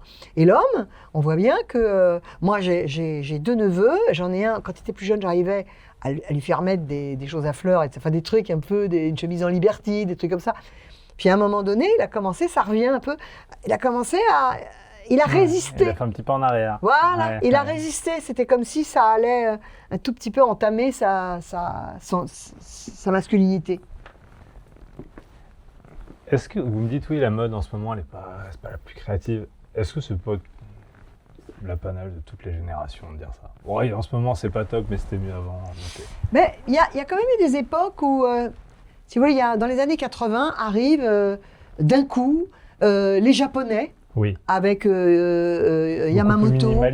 Le minimaliste. Yamamoto, qui est un homme qui ne fait que parler d'érotisme. Ouais. Et c'est des vêtements complètement amples, des pantacourts, et il va parler d'érotisme. C'est-à-dire qu'en fait, tout d'un coup arrive une idée que c'est pas du tout, il faut cacher la femme parce qu'elle est un objet de désir. C'est tout le monde, homme et femme, qui monte pas trop son corps, mais en même temps, tout ça, c'est fait pour séduire. Donc, c'est intéressant quand même. Il y avait ça, il y avait Kenzo avec les vêtements colorés, il y a eu, et ça, la Châtelaine. Je me souviens de cette maison, enfin je me souviens... C'est quoi, c'est une maison C'était une maison très très belle qui faisait des vêtements un petit peu... pour moi, il y a aussi pour des gens de maison et des choses comme ça dans ma tête, mais peut-être que je me trompe. Je dis peut-être une ânerie, mais il me semble. Ou alors à la fin, il faisait ça... Est-ce que vous pouvez résister au beau? Non. Non. Là, je suis totalement en train de me retenir. Donc ça veut dire que vous pourriez claquer un PEL, comme on dit, sur un bijou, là, comme ça, vous pourriez ça? Là, tout claque, vous dites, là, j'en ai envie, quoi. Je résiste pas. Je me retiens, parce que je voudrais partir en vacances. Mais ça, par exemple, moi, c'est les couleurs, quoi. Mais qu'est-ce que c'est que ça, quoi? Qu'est-ce que c'est que ça? C'est le petit Vichy, là, regardez-moi ça, là. Qu'est-ce que c'est que ça, quoi? Et c'est ce... Bon, ça m'irait pas. Ça pourrait m'aller, hein. C'est dangereux. C'est comme des jupons indiens. C'est irrésistible. Et je ne veux pas dire de bêtises, regardez-moi ça, quoi. Vous avez vu comme elles étaient menues, parce que quand on dit aujourd'hui que les mannequins sont maigres, ça c'est, il y a un bras, moi mon bras passe pas là-dedans. Hein. Ah oui. Ça c'est un bras tout petit qui passe là-dedans. Oui, pour une femme assez grande. Ouais. Ça c'est, les gens étaient plus petits, ils avaient des tout petits pieds, je ne sais pas si on va voir des chaussures, ils avaient des tout petits pieds, ils chaussaient du 35, des pieds microscopiques. Ah ben là voilà, on a des chaussures. Comment voulez-vous mettre ça, quoi? C'est microscopique. Vous accordez une importance majeure à la question esthétique. Parce qu'il y a quand même une facilité à dire oui, mais la beauté c'est superficiel, ça compte pas. Pour vous, ça compte. C'est important, ça veut dire quelque chose. Pour moi, ça compte énormément. Ouais. Et je m'insurge. D'ailleurs, j'ai fait une conférence TEDx sur tout le monde peut être élégant. Parce qu'en fait, je m'insurge quand on dit ah bah oui, mais il faut des sous, il faut les moyens. C'est pas vrai. L'élégance, c'est déjà un désir d'être élégant, et c'est pas juste un désir, c'est pas un désir d'être à la mode, parce que quand on a un désir d'être à la mode, on peut être une catastrophe. Hein. Donc c'est vraiment que ça compte pour vous d'être élégant. On parlait tout à l'heure dans la voiture de, on va essayer d'arranger un beau bouquet. Ben il y a c'est un goût, vous voyez, c'est une curiosité. Vous vous dites, je vais prendre le vase, ben je vais pas mettre les tulipes comme ça. Il y a des gens, ils laissent la ficelle, hein, ils mettent. Vous vous dites, non, je vais en faire une plus courte, une plus grande. Tiens, ben je vais mettre ça. Ma tante, elle mettait dedans des fleurs artificielles. Tout le monde se moquait d'elle. Et en fait, un jour, j'ai rencontré une femme japonaise qui fait des bouquets. Elle m'a dit, mais c'est très très beau de mettre dans les fleurs des fleurs artificielles. Donc, c'est un désir d'esthétiser le monde. Et la littérature, qu'est-ce que c'est d'autre que enfin, pas, ça peut être beaucoup d'autres choses, mais c'est pas ce que je veux dire. Enfin, je m'y prends mal. La littérature, c'est aussi un désir que de le présenter d'une telle façon que c'est beau. Oui, mais là, vous dites que c'est important, mais c'est pas majeur. Mais j'ai l'impression que pour vous, c'est majeur. Et qu'est-ce que ça change? Si je m'habille bien ou je m'habille mal, ou qu'est-ce que ça change sur le monde? Vous voyez ce que je veux dire? Moi, je pense que la beauté peut changer le monde, fondamentalement. La beauté, c'est un terme vaste. Tout le monde voit la beauté où il veut la voir. Mais je pense que ça peut changer les choses. Mais je pense que ça nous permet d'entrer en relation les uns avec les autres. Et c'est là où c'est injuste, parce qu'il y a des gens qui n'ont aucun goût. Ce qu'on va dire, c'est relatif. Oui, mais mettons, il y a des gens voilà, c'est comme ça, ils savent pas faire, et donc il y a une barrière, vous voyez, il y a une barrière parce que vous vous dites alors donc c'est un vrai lien entre les gens. Une fois j'étais en Inde à Goa. Il y a des années de ça, j'avais 25 ans, et j'étais à la poste, il n'y avait pas de téléphone portable, et je disais à la femme de la poste, mais qu'est-ce qu'ils sont beaux. La poste donnait sur la rue, qu'est-ce qu'ils sont beaux les Indiens, qu'est-ce qu'ils sont beaux, qu'est-ce que vous êtes beaux, qu'est-ce que vous êtes beaux. Ah ben, mais qui vous trouvez beau? Elle trouvait beau les Parisiens. Oui. Et donc je lui dis, mais alors elle me dit, et lui, vous le trouvez beau? Je fais, non, lui moyen. Et elle? Non, elle moyen. Après je lui dis, ah, lui il est beau, elle est belle. Puis à un moment donné, elle m'a dit, mais madame, j'ai compris, c'est pas les Indiens que vous trouvez beaux, ce sont les pauvres. Voilà, j'ai pris une claque. Parce qu'en fait, mon sens esthétique à moi me faisait regarder, en fait, évidemment, dès qu'ils étaient riches, ils accumulaient des choses, il y avait trop de bijoux, et moi, je regardais des choses très, très, très, très pures. Je regardais des cantonniers. Ouais. Et ce jour-là, je me suis dit, mais ça n'a rien à voir avec l'argent. Peut-être même l'argent, ça vous empêche d'être chic, à part quand vous avez une énorme culture familiale de ça. Est-ce que vous pensez qu'on peut par exemple juger un homme politique, savoir qu'un homme politique sera bon, efficace, là aussi tout est relatif, en fonction de ses goûts et de la manière dont il s'habille, même de la manière dont il se comporte, l'élégance, la manière dont il veut par exemple rénover la Maison Blanche ou autre. On peut le sentir ça. Là on vient de dire que parfois on est devant quelqu'un qui est très mal habillé et que ça fait comme une barrière et que c'est dommage. C'est pas juste, c'est dommage. Maintenant, vous me posez une autre question, vous me dites quand quelqu'un est très bien habillé, est-ce que ça compte? Mettons c'est un homme politique et le fait qu'il soit bien habillé. Eh bien moi, ma famille maternelle était à Paris pendant la Deuxième Guerre mondiale Et ils m'ont dit tous, on a eu notre plus grand choc esthétique, ça a été que ces SS, ils étaient assez bien habillés. Et c'était des ordures. Donc en fait, j'ai jamais oublié ça. Qu'en fait, et après j'en ai connu, des gens bien habillés, très dédaigneux. D'ailleurs, chez Sherazade, il y a un homme, un comte italien, que je rencontre, et qui tient des propos antisémites abominables, et qui est... parce que je dis que peut-être le café Florian sur la Piazza San Marco est arménien, et il dit c'est comme les Juifs qui voient des congénères partout. Et on sent cet homme-là. Ouais. Il a été super élégant.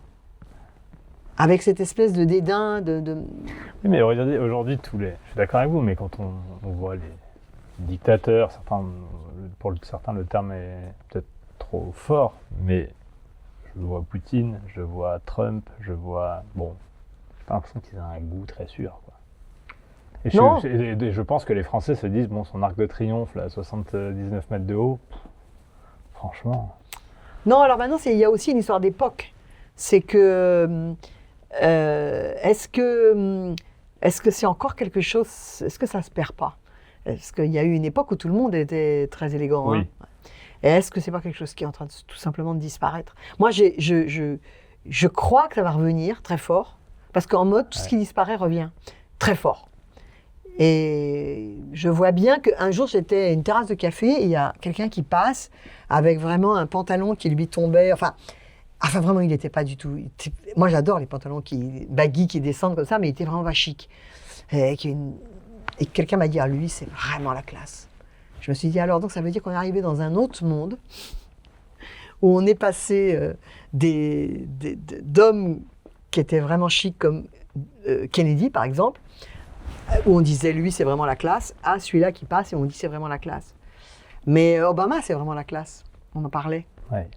Obama, c'est vraiment la classe. Je connais Eric Cantona un petit peu. Ouais. C'est vraiment la classe, Eric Cantona. Ouais, Eric Cantona, parfois, il s'habille avec des chemises à fleurs et des chapeaux un peu bizarres. Ouais, mais tout n'est pas là-dedans. Non, il y a une manière de porter les vêtements qui est... Il y a une manière... Je n'attendais pas ce que vous me dites, Eric Cantona. Il y a une manière de porter les vêtements qui est extraordinaire. Ouais. Et chez les femmes? Est-ce que ça se perd moins chez les femmes? Non, ça se perd pour une autre raison, qui est que ces dindes veulent rentrer dans ce qu'on appelle les prototypes des maisons. C'est-à-dire qu'elles veulent rentrer dans des vêtements de défilé. Oui. C'est du 34, donc elles s'affament. Et en plus, elles veulent être sur des talons, parce que sinon, elles ont peur de ne pas avoir d'allure. Ouais. Et là, j'ai encore vu une image de Nicole Kidman. Et Nicole Kidman, elle est, voilà, c'est une comédienne géniale et tout ça, il n'y a pas de débat. Mais elle est comme ça. Elle est comme ça, et c'est très, très...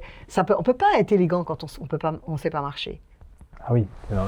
Mais c'est très important. Oui. Très important. Pourquoi dans le cinéma italien, toutes ces femmes qui jouaient des filles du peuple, c'est-à-dire Sophia Loren et d'autres, hein, pourquoi ces femmes, elles jouaient des filles du peuple, mais il y avait cette espèce d'allure et d'élégance? La démarche. La démarche et jamais de talons. Il y a toujours un tout petit talon comme ça, jamais de talons. Ah, donc c'est le premier conseil style et mode, c'est celui-là. Oui, mais c'est pas le conseil que donne la mode. La mode perche les femmes sur des talons hauts, elles peuvent pas marcher, on peut pas être élégant quand on peut pas marcher. C'est possible.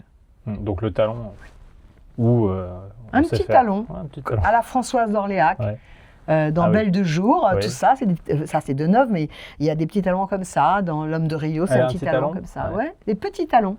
Bon, Sophie, on prend quoi? On part avec quoi? On part avec quoi? Bon, allez, il faut choisir. Écoutez, j'ai le droit d'en prendre une chose. Bon, on fera comme si, quoi. Vous voyez? Les noix? C'est drôle parce que j'ai cette assiette à la maison, mais pas tout à fait la même, mais un peu la même. Parce que Jonathan Anderson, pour les défilés Dior, il refait des assiettes. De Dior. Voilà, il refait des assiettes comme ça. Et j'en ai une avec des œufs et une avec des noix. Je vais la garder pour un jour la vendre chez Drouot. Donc l'assiette, vous prenez pas, ça vous avez déjà. C'est pas sympa de vendre un truc qu'on n'a pas payé. totalement interdit. Quoi, genre.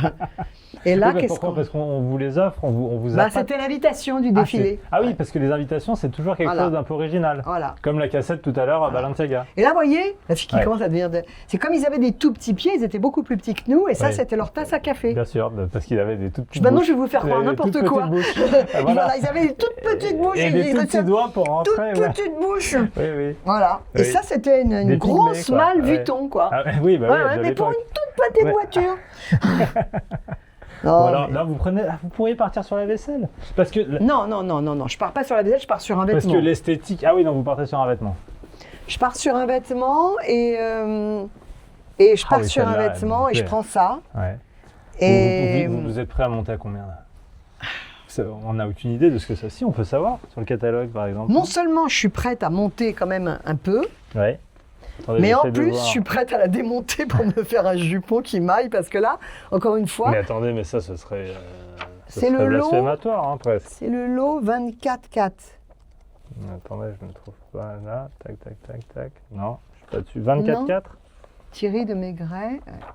Alors, attendez. Lot 30. Lot 30 Ouais. Ah, j'y suis 22. Voilà, il est là. Non, si, 24 plutôt, non? Je sais pas, parce qu'il doit y avoir là. Oui, c'est la jupe. Ouais. Je vais filmer, comme ça je vais être sûr de l'acheter. Robe à transformation en taffetas de soie bleue, époque Second Empire vers 1860, composée d'un corsage de jour boutonné à manches pagode longue, un corsage court du soir, baleiné à mancherons garni de ruchers de taffetas, jupe remontée, taches, accidents, décoloration. Qui c'est qui avait raison? C'est moi. C'est vous. On joint un beau métrage d'agrément en ruchers du même taffetas. 400-600 €. Oh là là, ça va monter ça. Moi, j'irai pas en vacances, puis c'est tout. Sophie, j'ai oh une là là, dernière la question. beauté. Vous êtes dans l'époque, quoi. Vous avez compris l'époque, vous avez compris les réseaux sociaux. Vous êtes. Pourtant, j'ai 3 fois votre âge, non 2 fois votre âge. Mais c'est pas grave. Le Sophie Fontanelle, le must de Sophie Fontanelle, j'en sais rien, peut-être vous allez me dire comment, c'est les années 2020. Oui ou non? Les années 2020. Ah, vous êtes dedans, quoi. Je suis dedans, mais je suis...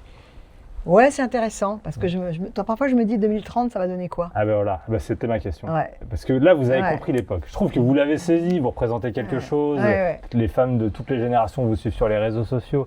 Est-ce que vous avez peur peut-être que l'époque passe et puis que les années 2030, ce soit plus les années Sophie Fontanelle? Vous savez, je vais vous dire, Thibaut, je viens d'écrire un livre entier, on vient d'en parler, sur la transmission.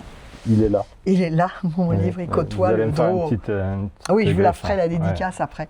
Eh bien, je pense que la transmission, c'est ce que je fais, c'est-à-dire c'est de transmettre, là je suis déjà sur un autre livre, sur un autre thème, peu importe. C'est ce que je fais, de transmettre cette culture. Un jour, il faut transmettre carrément, il faut passer aux autres. Moi, j'ai aucune envie d'être une dame croulante qui va au défilé comme ça, j'en connais, hein. Et je les ai adorées, ces femmes-là. Mais à un moment donné... Vous êtes sûr de pouvoir dire non un jour? Moi, il n'y avait pas mourir sur scène. Il y avait mourir au bord de la mer, à aller boire des rakis. Et bien sûr que je pourrais écrire encore longtemps et ça. Mais ce n'est pas la question, c'est est-ce qu'on en a envie? C'est pour ça que ça me touche, ce que vous dites. C'est que je me dis, en fait, à un moment donné, la vie est très courte. Plus on arrive à mon âge, plus on se dit c'est vraiment très court. Donc à un moment donné, est-ce que c'est pas sympa de se les rouler à une terrasse de café, d'écrire un peu, voilà. Je pense qu'il faut passer le flambeau. Est-ce qu'on en reparle dans 10 ans? Est-ce que vous en serez capable? J'ai déjà commencé, parce que j'ai augmenté mon volume de sieste. Et donc, mécaniquement, je travaille un peu moins. Mais c'est difficile parce que, en fait, aujourd'hui, je récolte. Voilà. Il y a 3 ans, je vous aurais dit la même chose, à peu près. Hein. Ouais. Et puis, il se trouve qu'entre-temps, France Culture a voulu faire un voix nue sur moi. Ouais. À un moment donné, on m'a appelé, on m'a dit que j'avais la Légion... Enfin, est-ce que j'acceptais d'avoir la Légion d'honneur? Je m'étais toujours dit que je dirais non. J'ai dit oui, avec un grand plaisir. Ouais. Et puis, je voulais pas faire la fête. J'ai fait la fête, j'ai vu les gens. Et tout d'un coup, j'ai vu que j'avais construit quelque chose. Et que ça a de la valeur. Je parle pas... Ça a de la valeur impalpable, mais ça a une valeur. Et Et c'est fort de rester une gamine, parce que ça se voit un peu que je suis restée une gamine, mais en même temps d'être là en train de se dire, j'ai réussi, avec toutes ces années, j'ai réussi à construire une très étrange notoriété. Vous avez raison, il y a plein de gens qui ne me connaissent pas, et c'est très bien comme ça. Parce que plus il y aura de gens qui me connaîtront, plus il y aura aussi des haters. Notoriété. Et je trouve que ça vous correspond bien. C'est une étrange notoriété, et c'est très bien comme ça. Et je crois que quand je passe à une émission de très très grande écoute, tout d'un coup, il y a les haters qui viennent. Qui c'est celle-là? Elle est moche, j'aime pas son nez. Tu vois. Donc je me dis, oh là là, je reste avec mes 500 000 là, c'est déjà beaucoup. C'est pas mal quand même. Hein. Je reste avec mes 500 000, ceux-là ils vont, ils viennent, parce qu'il y a des gens qui se lassent, qui reviennent. Ça. On reste là, tranquille, avec une étrange notoriété, et on fait des livres. Et 2036, dans 10 ans. Première question, vous aimeriez que ce soit quoi? En mode par exemple? Et vous pensez que ça va devenir quoi? Eh bien, 2036, j'aimerais bien que ce soit apaisé, voilà. Donc, que par exemple en mode... On peut faire une mode apaisée? C'est un peu chiant une mode apaisée. Non, mais quand je dis apaisé, ça veut dire... Ou apaisante? Non, je pensais qu'on ait trouvé comment... pas entièrement faire dégorger la planète de fringues invendues. Je pensais à des choses comme ça. Comment on ne prend pas un designer dans une maison et il est complètement pressurisé, il devient fou parce qu'il faut qu'il fasse 12 collections par an. C'est ça que j'appelais apaiser. Okay. Et après, sur le style, personne ne peut le prévoir. Et c'est ça qui est extraordinaire. Personne ne peut dire ce qu'il va y avoir. Ouais. Quand Gabrielle Chanel est arrivée et que tout d'un coup, elle a fait une robe avec 3 trous, personne n'aurait jamais pu penser que cette chose-là allait marcher. Il y a une chose qu'il faut dire très importante, parce que la mode, c'est plein de libération, c'est plein de contraintes. C'est qu'à l'instant, c'est pas Chanel qui a enlevé le corset, mais bon, on va dire qu'on se souvient d'elle de ça, à l'instant où Chanel a fait ses robes comme ça, où il y avait plus de corset. Où ça, c'est... Non, c'était fini. À l'instant où elle a fait ça, on dit, elle a fait partie des gens qui ont libéré la femme du corset. Vous savez ce qui s'est passé juste à cet instant-là? Non. Eh bien, il a fallu être mince. Ouais. Et il a fallu être musclé. Ah oui. Parce que sinon, là, le ventre, eh ben, ça ne marchait pas dans la belle robe 3 trous. Donc la mode, elle crée des libérations et des contraintes en permanence. Mais c'est ça qu'on aime. Alors peut-être que je vais prendre ce jupon-là, en fait. Ah, vous voulez que je vous dise? C'est le combien? C'est le 108. Ah, c'est le 108? À moins qu'il ait un autre numéro. Non, ça a l'air d'être le 100 peut-être. Ah, 100. Grand jupon de robe en taffetas de soie jaune, bouton d'or de la fin du XVIIIe siècle, probablement remonté au XIXe. 250, voilà. 350. Et il n'y a pas marqué probablement offert à Sophie Fontanelle? Non, je crois pas. Je le mettre. Merci Sophie. Merci beaucoup. C'était un plaisir. bonheur. Je peux vous dire vraiment. Je remonte le livre et il faut le lire. Vraiment, moi, je suis tellement fier que vous l'ayez aimé, vous pouvez pas savoir. Ah non, mais j'ai adoré. Non, mais je vous le dis, j'ai adoré. Ah, j'ai adoré et j'attends la petite griffe. Et Julien, on s'abonne au moins sur Instagram pour suivre. Oui, c'est vrai. Ouais. Ouais. Bon, vous abonnez pas, mais achetez le livre au moins, quoi. Oui, vous préférez, ça vous rapporte plus d'argent. Oui. tout finit par être lucratif, mais quand même, on n'est pas pendu à ça, c'est beau ça. Hein. Ouais, ils sont là. Ah, mais c'est sublime, écoutez.